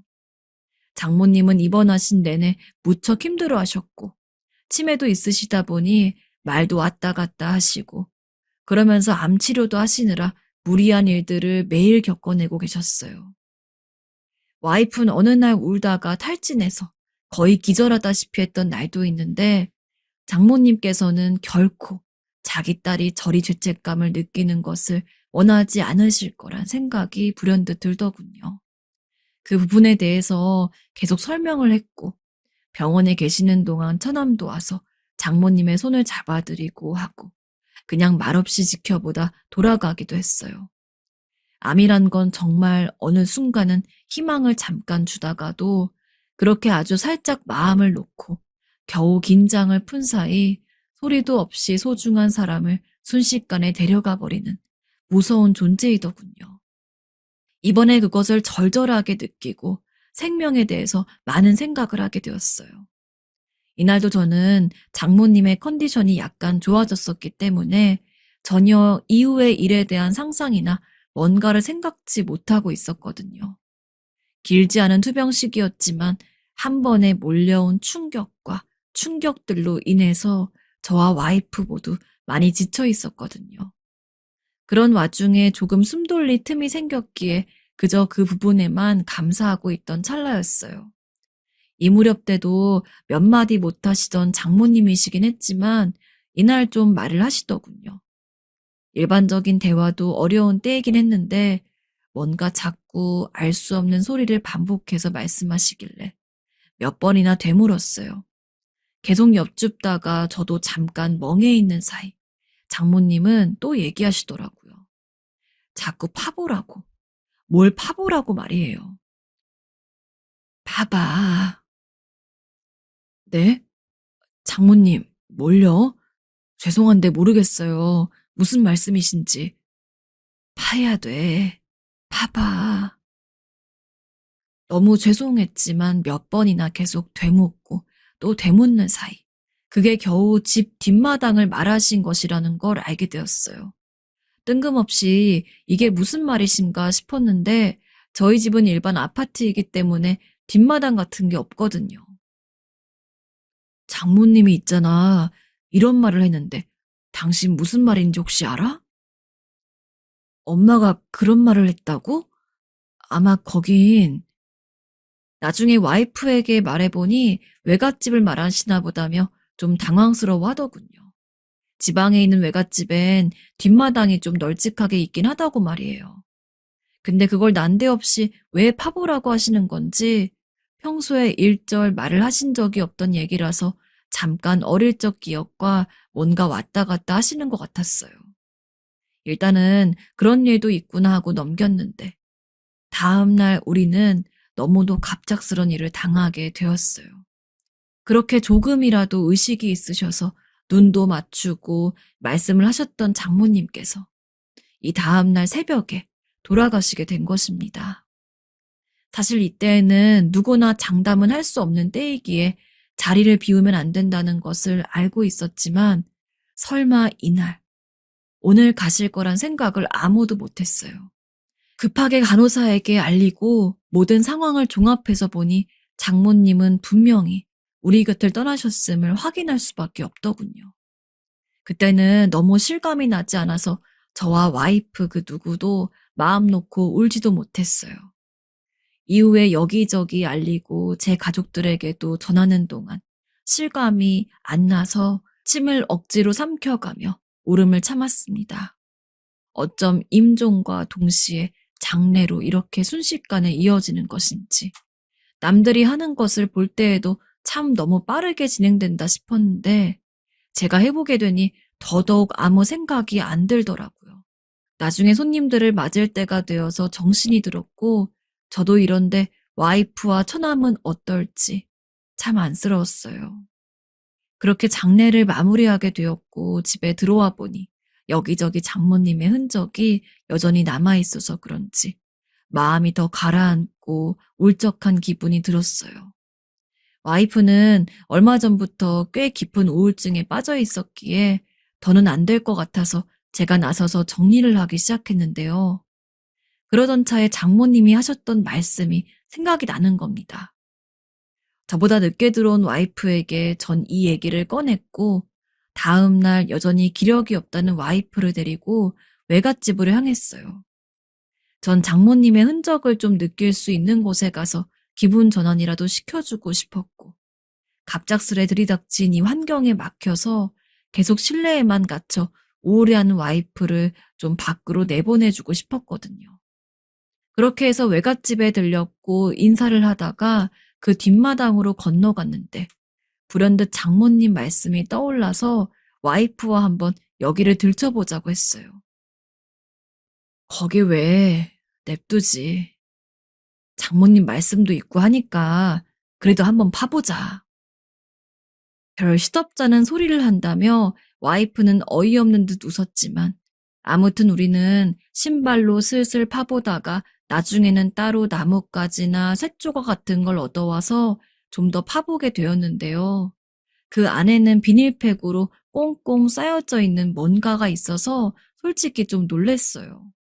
뭔가 김장통 같은 플라스틱 통을 비닐로 겹겹이 싸가지고 안에 묻어놓은 게 보이더라고요. 이때부터 약간 섬뜩하기도 하고 와이프는 뭔가 긴장한 얼굴로 표정이 좋지 않았어요.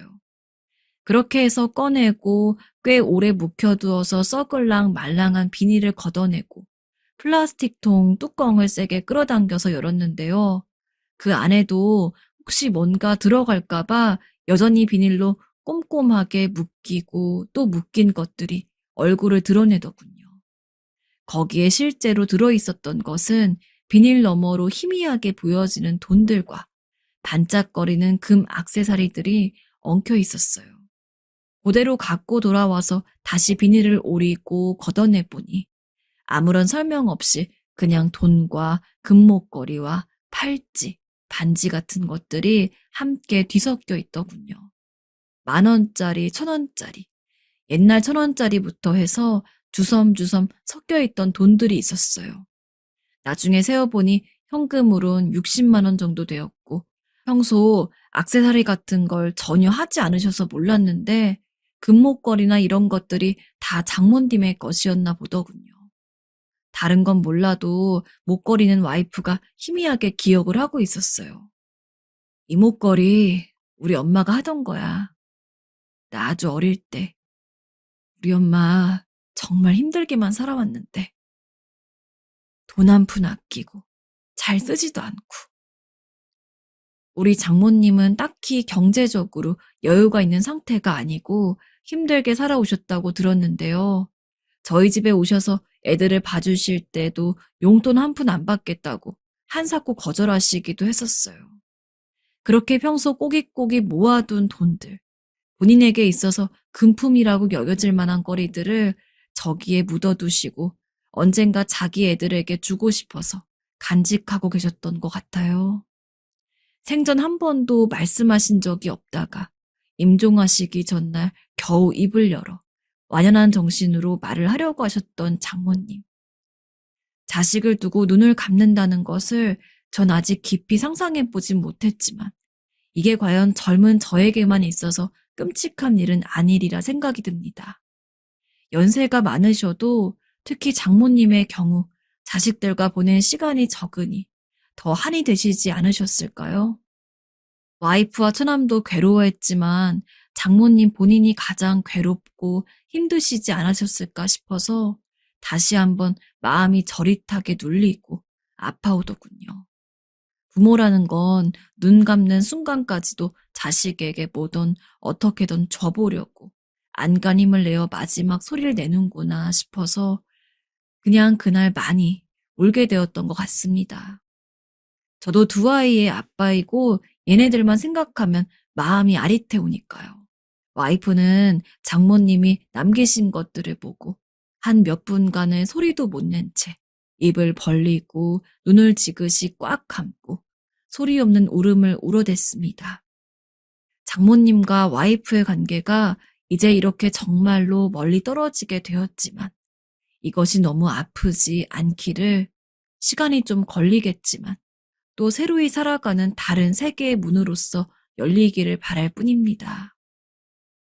전 원래 어머니랑 사이가 별로 안 좋았기도 했지만 요즘 같은 일을 겪고 나니까 정말 더 견딜 수가 없이 싫어지고 있는데요.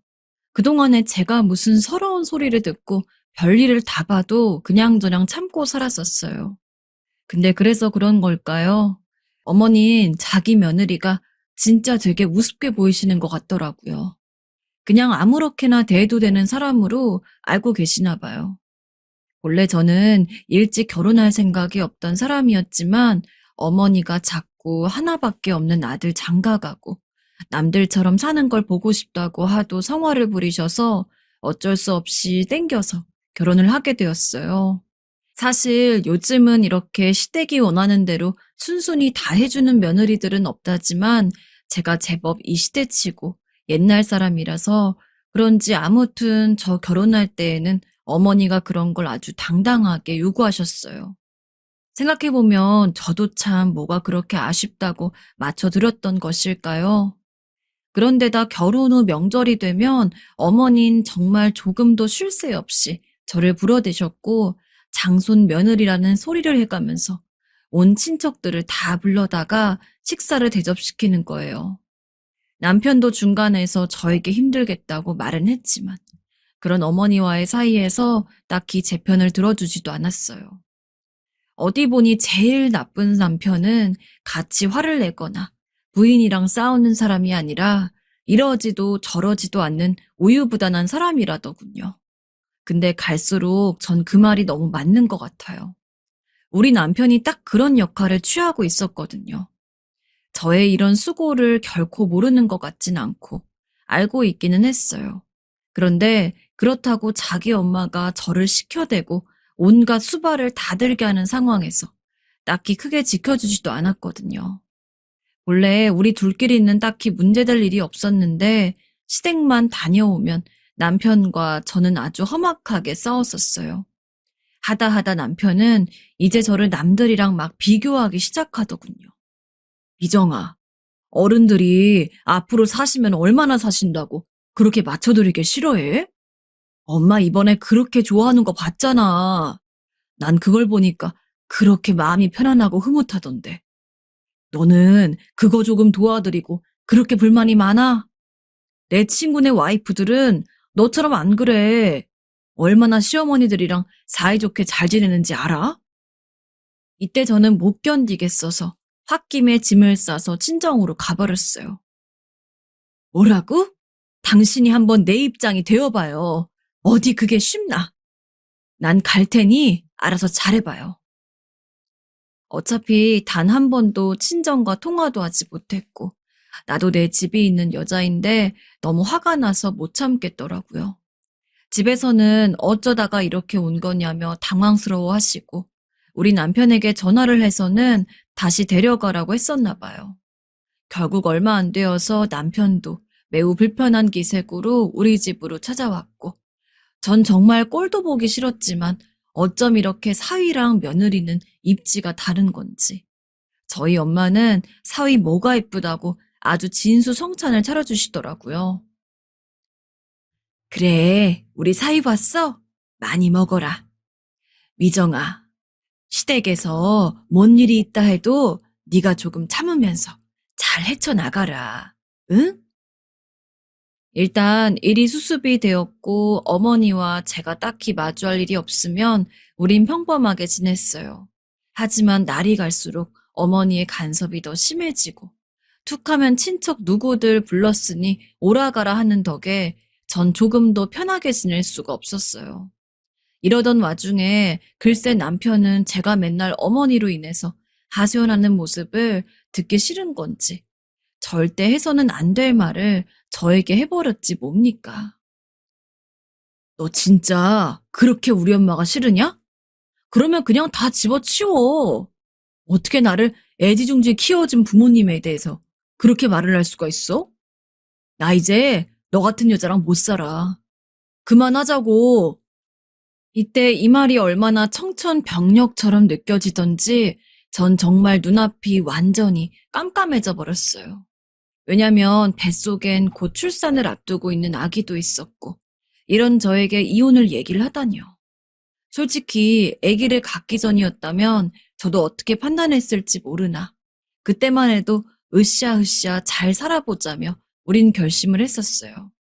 둘 사이에 특별히 문제가 생길 거란 생각을 못했고요. 그런데 이렇게 임신해서 배부른 저를 맨날 끌고 다니는 어머니가 정말 너무하다 생각해서 그것에 대한 불만을 좀 얘기했더니 저런 말을 해대는 거예요. 전 너무 당황해서 말도 제대로 못하고 입만 뻥끗거리다가 겨우 입을 뗐어요. 애는 어쩌고? 뱃속에 이 애기는 어떡하라고?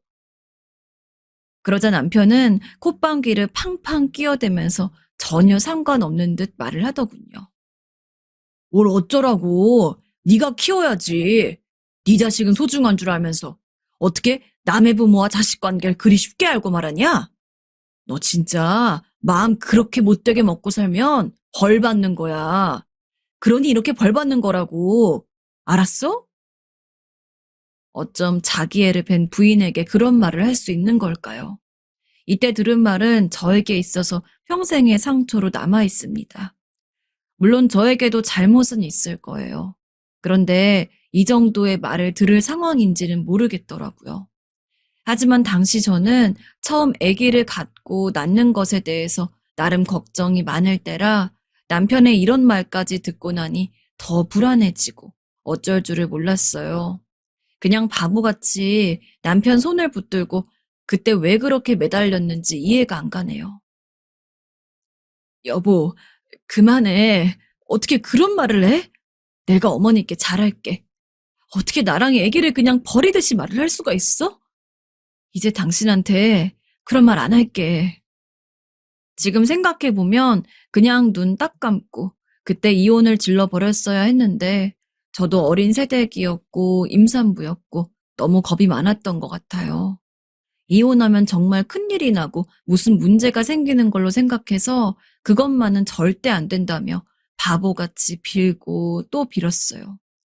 그런데 그날을 기점으로 해서 원래 남편의 본색이 드러나게 된 건지 아니면 사람이 변하게 된 건지 좀 이상해지더라고요.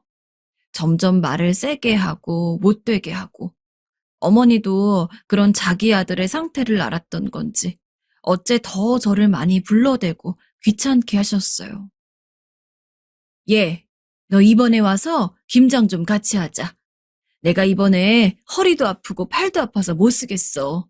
얼른 네가 좀 건너와라. 아, 이번 주 주말이요? 어떡하죠, 어머니? 이때 저는 그렇게까진 할 수 없는 몸 상태였기 때문에 못한다고 했는데 어머님 불같이 화를 내셨어요. 근데 그 뒤에 덧붙이는 말이 정말 너무 가관이더라고요. 뭐야? 네가 힘들면 이 노인네보다 아프냐? 옛날 애기 엄마들은 다 그렇게 살면서 애기를 낳았어. 너만 믿고 재료들 잔뜩 준비해놨는데 안 오면 어떡해? 말 같지도 않은 소리 그만하고 당장 와. 네 서방이 네 그런 모습 보면 또 얼마나 질리겠냐. 쫓겨나기 싫으면 똑바로 행동해. 집에 붙어 있고 싶으면 어디 감히 심히 말을 거역하려 들고 있어?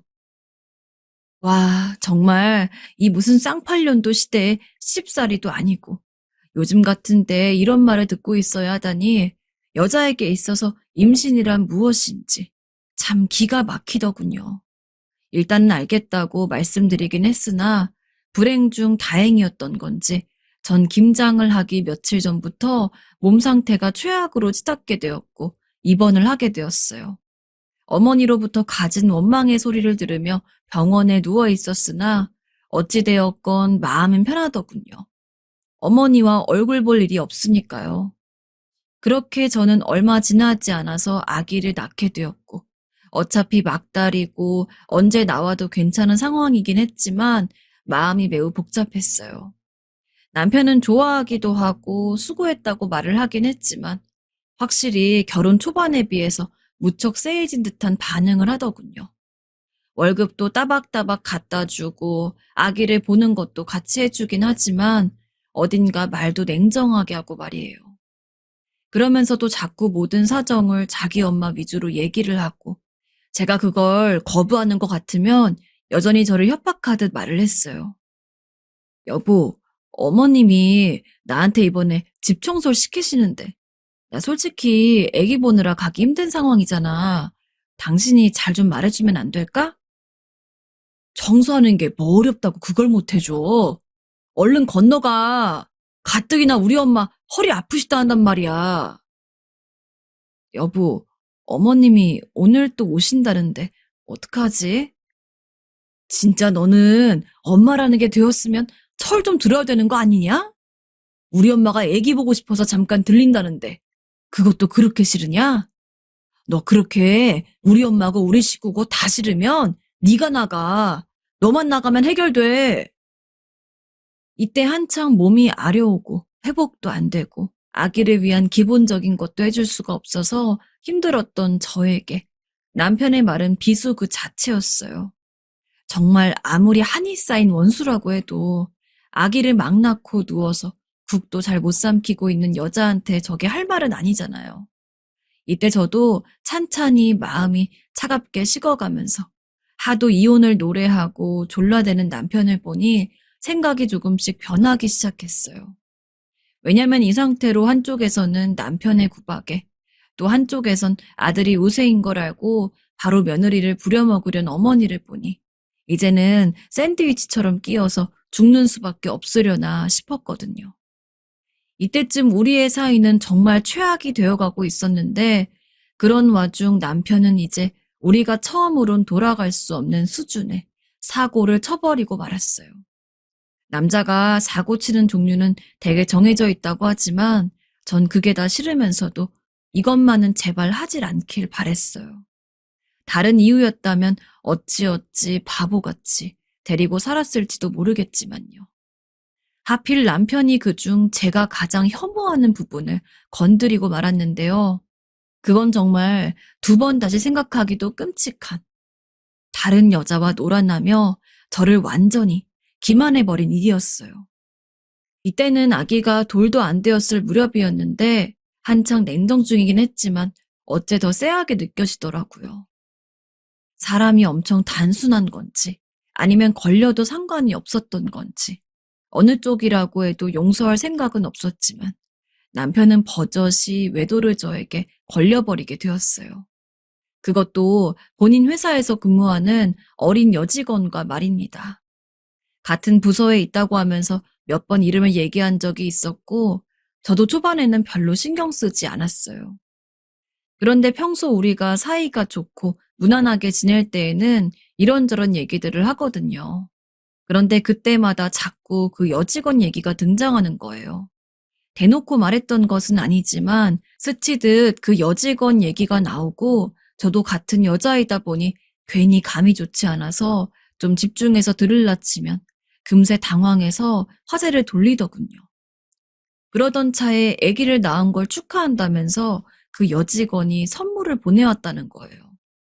백화점에서 비싼 아기 옷을 사다가 선물했다는데 이상하게 저는 그게 그렇게 꼴보기 싫더라고요.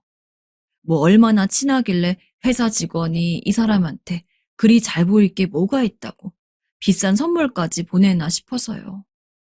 나중에 회사에 갔을 때 마주친 적도 있었는데 여직원이 계속 저를 아래 위로 훑어보면서 생글거리는데 은근히 기분도 나빴고 말이에요. 게다가 제가 잠깐 들렸던 날의 남편 반응도 진짜 이상했어요. 왜 말도 없이 오냐며 얼른 애기 챙겨서 가라고 하더군요. 회사에서 보는 눈이 얼마나 많은데 이렇게 와이프가 애기 데리고 왔다 갔다 하면 나 불편하잖아. 빨리 집으로 가. 지갑 정도야 놓고 올 수도 있는 거지. 뭘 회사까지 왔어? 아, 응. 사람들 앞에서 저에게 그리 말하는 게 저 역시 민망하고 기분이 나빴기에 본전도 못 찾고 그냥 돌아섰어요. 근데 다시 남편 쪽을 쓱 보니 그 여직원이 뭔가 이상하더라고요. 남편 등에다 손을 올리고 토닥거리면서 뭐 지갑이 없으면 나한테 말을 하지 그랬냐. 내가 점심도 사주고 다 사줄 텐데 어쩌고 하면서 둘이 막 농담을 하며 사라지는 거예요. 뭐지? 기분 나쁘게. 뒤에 내가 있는지 없는지도 관심이 없는 것처럼 말이에요. 이때 너무 기분이 좋지 않았지만 그래도 애써 나쁜 쪽으로 생각하고 싶지 않았고, 그냥 단지 그날의 남편 컨디션이 안 좋았고, 내가 운이 나빴을 거라고만 생각했어요.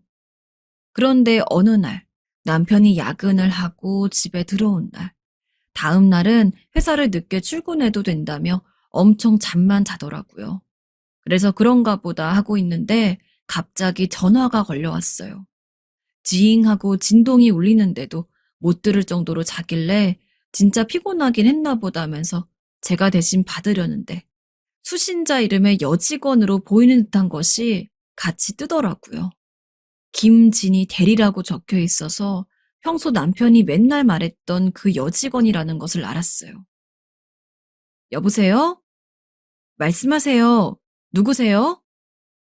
그리고 저는 저도 모르게 제가 받았죠. 근데 제가 받았더니 갑자기 전화를 끊어버리는 게 아니겠어요?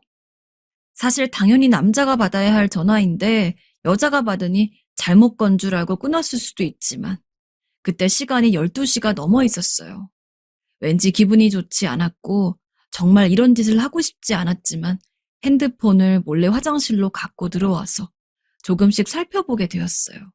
그리고 정말 끔찍한 현장을 마주하게 되었는데 그냥 쉽게 말해 남편과 그 여직원의 사이란 제가 가끔 느꼈던 그 나쁜 예감이 맞았더군요. 둘은 보통 관계가 아니었고 이미 제가 아이를 임신하고 있던 무렵부터 급격히 친해졌어요. 여자 집이 꽤 잘 사는지 카톡 내용을 보니까 명품을 사러 갈 때도 남편이 무슨 보디가드 마냥 같이 따라다니고 이 여자랑 교회로 나가서 사람들 눈을 피해 놀러 다니기도 했더군요. 솔직히 저 여자 핸드폰에 뭐가 있는진 모르겠지만 적어도 남편 핸드폰에는 그 여자랑 같이 보냈던 사진 같은 게 딱히 있진 않았어요. 그나마 좀 저에게 있어 그리 최악이지만은 않은 결과인 걸까요? 가뜩이나 남편이 싫고 증오스럽고 이혼하고 싶은 마음이 있으면서도 애 때문에 참고 살고 있었거든요. 그런데 바람까지 피운 정황을 눈으로 봐버리면 이제 더 이상 이혼으로부터 멀어질 순 없을 것 같았어요. 아무튼 어찌어찌 숨을 돌리면서 참고 있던 와중에 그 여자에게 카톡이 딩동하고 온 거예요. 너무 놀라서 전 그제사 진동으로 알림을 바꿨고 잠시 숨을 죽이고 남편의 기척이 있나 없나 살피다가 다시 찬찬히 내용을 보았는데요. 둘이 그렇고 그런 사이라는 걸 이미 위쪽 내용부터 따라 내려오며 봤기 때문에 알고는 있었지만 이때 날라온 카톡 내용에 전 이제 더 이상 화를 제어할 수가 없었어요. 둘 사이의 만남은 단지 둘만의 비밀이 아니었더군요. 무려 공범이 한 명 더 있었던 거예요. 알면서 쉬쉬해주고 심지어 더 부추겨댄 공범 말이에요. 그 단 한 줄의 톡만으로 이렇게 사람이 이성을 잃게 될 수 있는 건지 진짜 어이가 없어요. 정철 씨, 씻고 있나 봐. 아까 자기 와이프가 받는 것 같더라. 핸드폰 단속 좀 잘하고. 나도 피곤해서 그냥 자고 싶은데 오늘의 기억이 너무 좋아서 말이야. 거기다가 자기 어머니 진짜 따뜻하고 좋은 분이시더라. 밥도 너무 맛있고 어쩜 그렇게 반찬을 잘하셔? 김치랑 간장게장 다 환상이야. 그리고 본인은 원래 나 같은 싹싹한 며느리를 보고 싶었다고 하실 때도 너무 감동이었어. 내가 어른들한테 좀 예쁨 받고 잘하는 편이긴 한데 어머니도 이렇게 사랑해 주실 줄 몰랐어. 이제 내가 더 잘할게. 이 내용을 보신 분들은 솔직히 이게 무슨 말인지 이해가 가시나요? 전 처음에 단번에 바로 이해하긴 했지만 믿고 싶지 않아서 잠깐 눈을 감고 있다가 다시 또 반복해서 읽었는데요. 아무리 봐도 이건 그냥 하나로밖에 결론이 나지 않더군요. 우리 어머니도 이 여자를 만났고 밥이니 뭐니 반찬 얘기하고 앉아있는 걸 보니 심지어 우리 어머니가 밥도 차려주신 모양이에요. 최근에 시댁에 발 끄는 지 몇 달 되기도 했고 나보고 손주 안 보여준다며 몹쓸 것이라고 욕하시기도 하셨는데요. 그건 그렇다 치고 어떻게 어머니는 이 여자의 존재를 알고 계시는 데다가 그걸 또 집에 들여서 밥까지 해먹일 생각을 하신 걸까요? 전 그냥 망부석처럼 안 그래도 웅크리고 몰래 핸드폰을 쥐고 보고 있느라 온몸에 쥐가 났기 때문에 그대로 굳어 있었어요. 밖에서 아기가 울어대는 통에 겨우 추스르고 나와서 핸드폰을 원래 자리에 두고 그냥 그렇게 와서 멍하니 아기를 안고 있었어요. 아무리 며느리가 가짠치 않다지만 우리 남편도 자기 부인이 아무리 마음에 안 든다지만 이렇게 멀쩡히 내가 눈뜨고 살아있는데 어떻게 새 여자를 자기 본가에 데려가서 밥까지 해먹이고 지들끼리 하하호호 떠들어댈 수 있는 것일까요? 이 무렵까지 남편과 별의별 험한 싸움도 많이 했고 이혼 서류도 두어 번 썼다가 찢고 했었지만 이건 정말 그냥 넘어갈 수가 없었어요. 이혼을 하면 하는 거고 진짜 이 새 인간들을 어떻게 하면 비참한 기분이 들게 만들어줘야 하는 건지 답이 안 나왔어요. 그 여직원도 여직원이고 남편도 가만 안 둘 생각이지만 무엇보다도 이런 저를 제일 삐뚤어지고 비참하게 만든 건 바로 어머니였어요. 결혼하기 전부터 그렇게 들볶아대서 빨리 하게 만들더니 하는 내내 며느리 노릇은 저한테 다 부려먹어 놓고선 누구한테 뭐가 어쨌다고요? 뭐 원래 너 같은 며느리를 원했다면서 한 상 가득 차려서 밥까지 먹였다고요? 연애하는 때부터 지금까지 단 한 번도 저에게 밥을 차려주긴커녕 매번 지시하고 명령하기만 하던 분이에요. 아들 녀석이 저런 짓을 한다면 엄마가 돼가지고 단번에 야단을 호되게 쳐서 둘 다 내쫓았어야지. 이게 대체 뭐 하는 짓인가요? 이쯤 되니 남편이 저 여자를 데리고 들이닥친 건지 아니면 어머니가 알고 한번 데려와 보라고 한 건지 이것도 이젠 모르겠더군요. 여기서 누가 먼저랄 것도 없이 다 나쁜 인간들이긴 하지만 어머니의 대처를 전 진짜 용서할 수가 없었어요. 저도 저런 미친 짓을 할 줄 몰라서 안 하는 게 아니에요. 인간이니까 안 하고 있던 건데 이런 식이면 남편과 피를 흘리며 이혼을 하는 한이 있더라도 저도 똑같이 먹이고 싶었어요. 이게 무슨 말이냐면 사실 이건 너무 개인적인 얘기라 좀 고민스럽긴 한데 저도 요즘 정신이 피폐해져서 그런지 진짜 이판사판 물불 다 안 가리게 되네요. 이건 결혼 초 때 남편이 저한테 오픈했던 얘기고 당시 저도 좀 혼란스러웠었거든요. 원래 저희 어머님, 아버님도 딱히 사이가 좋은 편은 아니었고 전 그냥 그런가 보다 했어요. 근데 나중에 들어보니 아버님께서 꽤 여자 편력이 있으신 것 같더군요. 생각해보니 남편은 저에게 그렇게 자기 아버지의 이런 부분을 싫다고 해놓고 왜 똑같은 짓거리를 하고 있는 걸까요? 아버님은 이전부터 술만 드시면 꼭 여자들이 있는 안 좋은 곳들을 드나드셨고 심지어 아들이 결혼할 무렵 상견례 자리 때도 아프셔서 못 온 게 아니라 어머니 몰래 만나는 아주머니와 어딘가 가 계셨던 모양이에요. 그걸 남편이 동네 어귀에서 발견해서 대판 싸웠고 아버님은 그 이후로 남편 눈치를 좀 보긴 하시지만 그렇다고 만남을 끊지도 않는 지지부진한 관계를 이어오시더군요. 그래서 본인 아들과도 사이가 너무 안 좋고 어머니와는 늘상 얼굴만 마주하면 으르렁대는 분이시라서 집에서도 별 말을 안 하세요. 처음에 이런 얘기를 들었을 때에는 어머니나 남편 둘 다 참 안 됐다고 생각했고 아버님도 어쩜 연세도 드실 대로 드신 분이 저러실 수 있나 싶어서 참 안 좋게 보였어요. 보통은 딱 이 정도로 생각이 정리되는 게 정상 아닌가요? 그런데 어쩜 우리 어머니와 남편은 이런 모습에 그렇게 진저리를 내놓고 둘이서는 멀쩡히 상간녀를 불러다가 밥을 해먹고 깔깔거리면서 나를 바보 천치로 만들어놨다니요. 그걸 제가 모를 거라고 생각했겠지만 가장 슬픈 건 제가 알 거라고 생각해도 크게 신경도 안 쓸 것 같다는 거예요. 둘 다 저를 그렇게 세상 모질이처럼 바보 취급하면서 말을 함부로 해대고 있으니까요. 결국 저도 살기 위해서, 제가 숨을 쉬기 위해서 저만의 방법을 선택하기로 했어요. 무모하고 어리석은 일일 수도 있지만 어차피 이게 뭐 법에 걸리는 것도 아니고, 저도 사람인데 어디론가 해소를 하긴 해야 되는 거잖아요.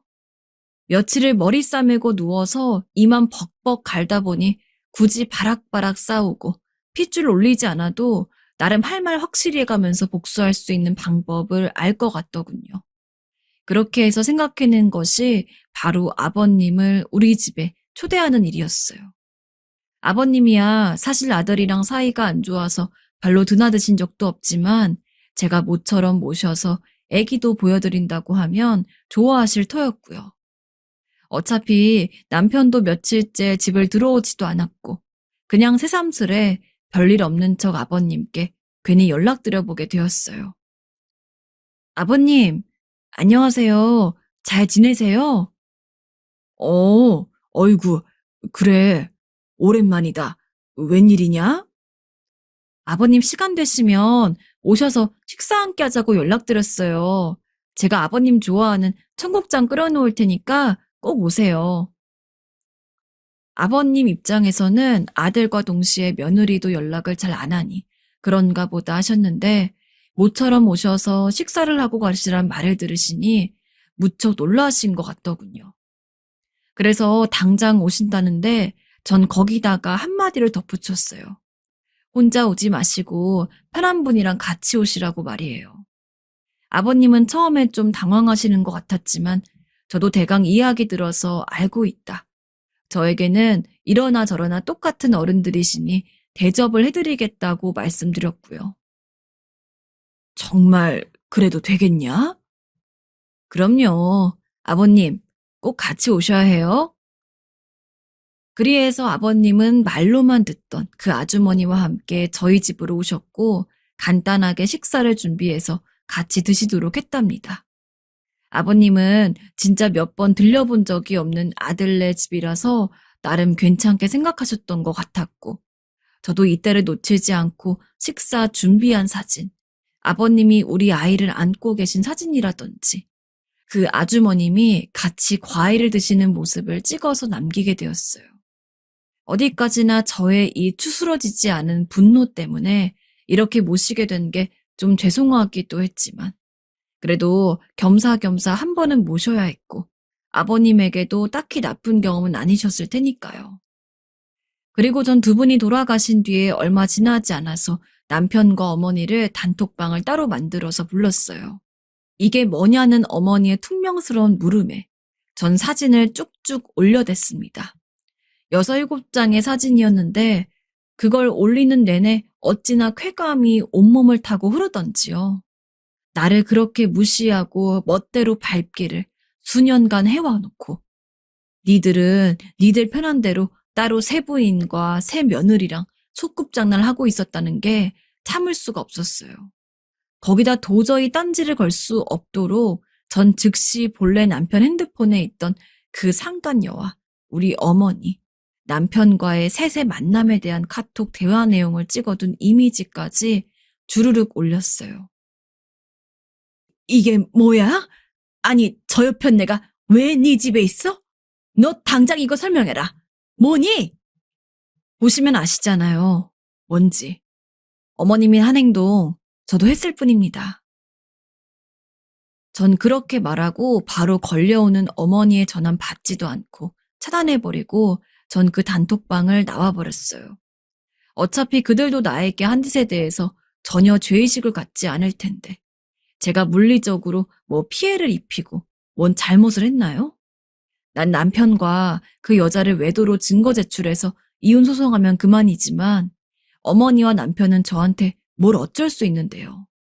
아버님의 상간녀랑 셋이서 만나서 밥 먹은 게 며느리인 제가 뭐 범법적인 죄라도 저지른 건가요?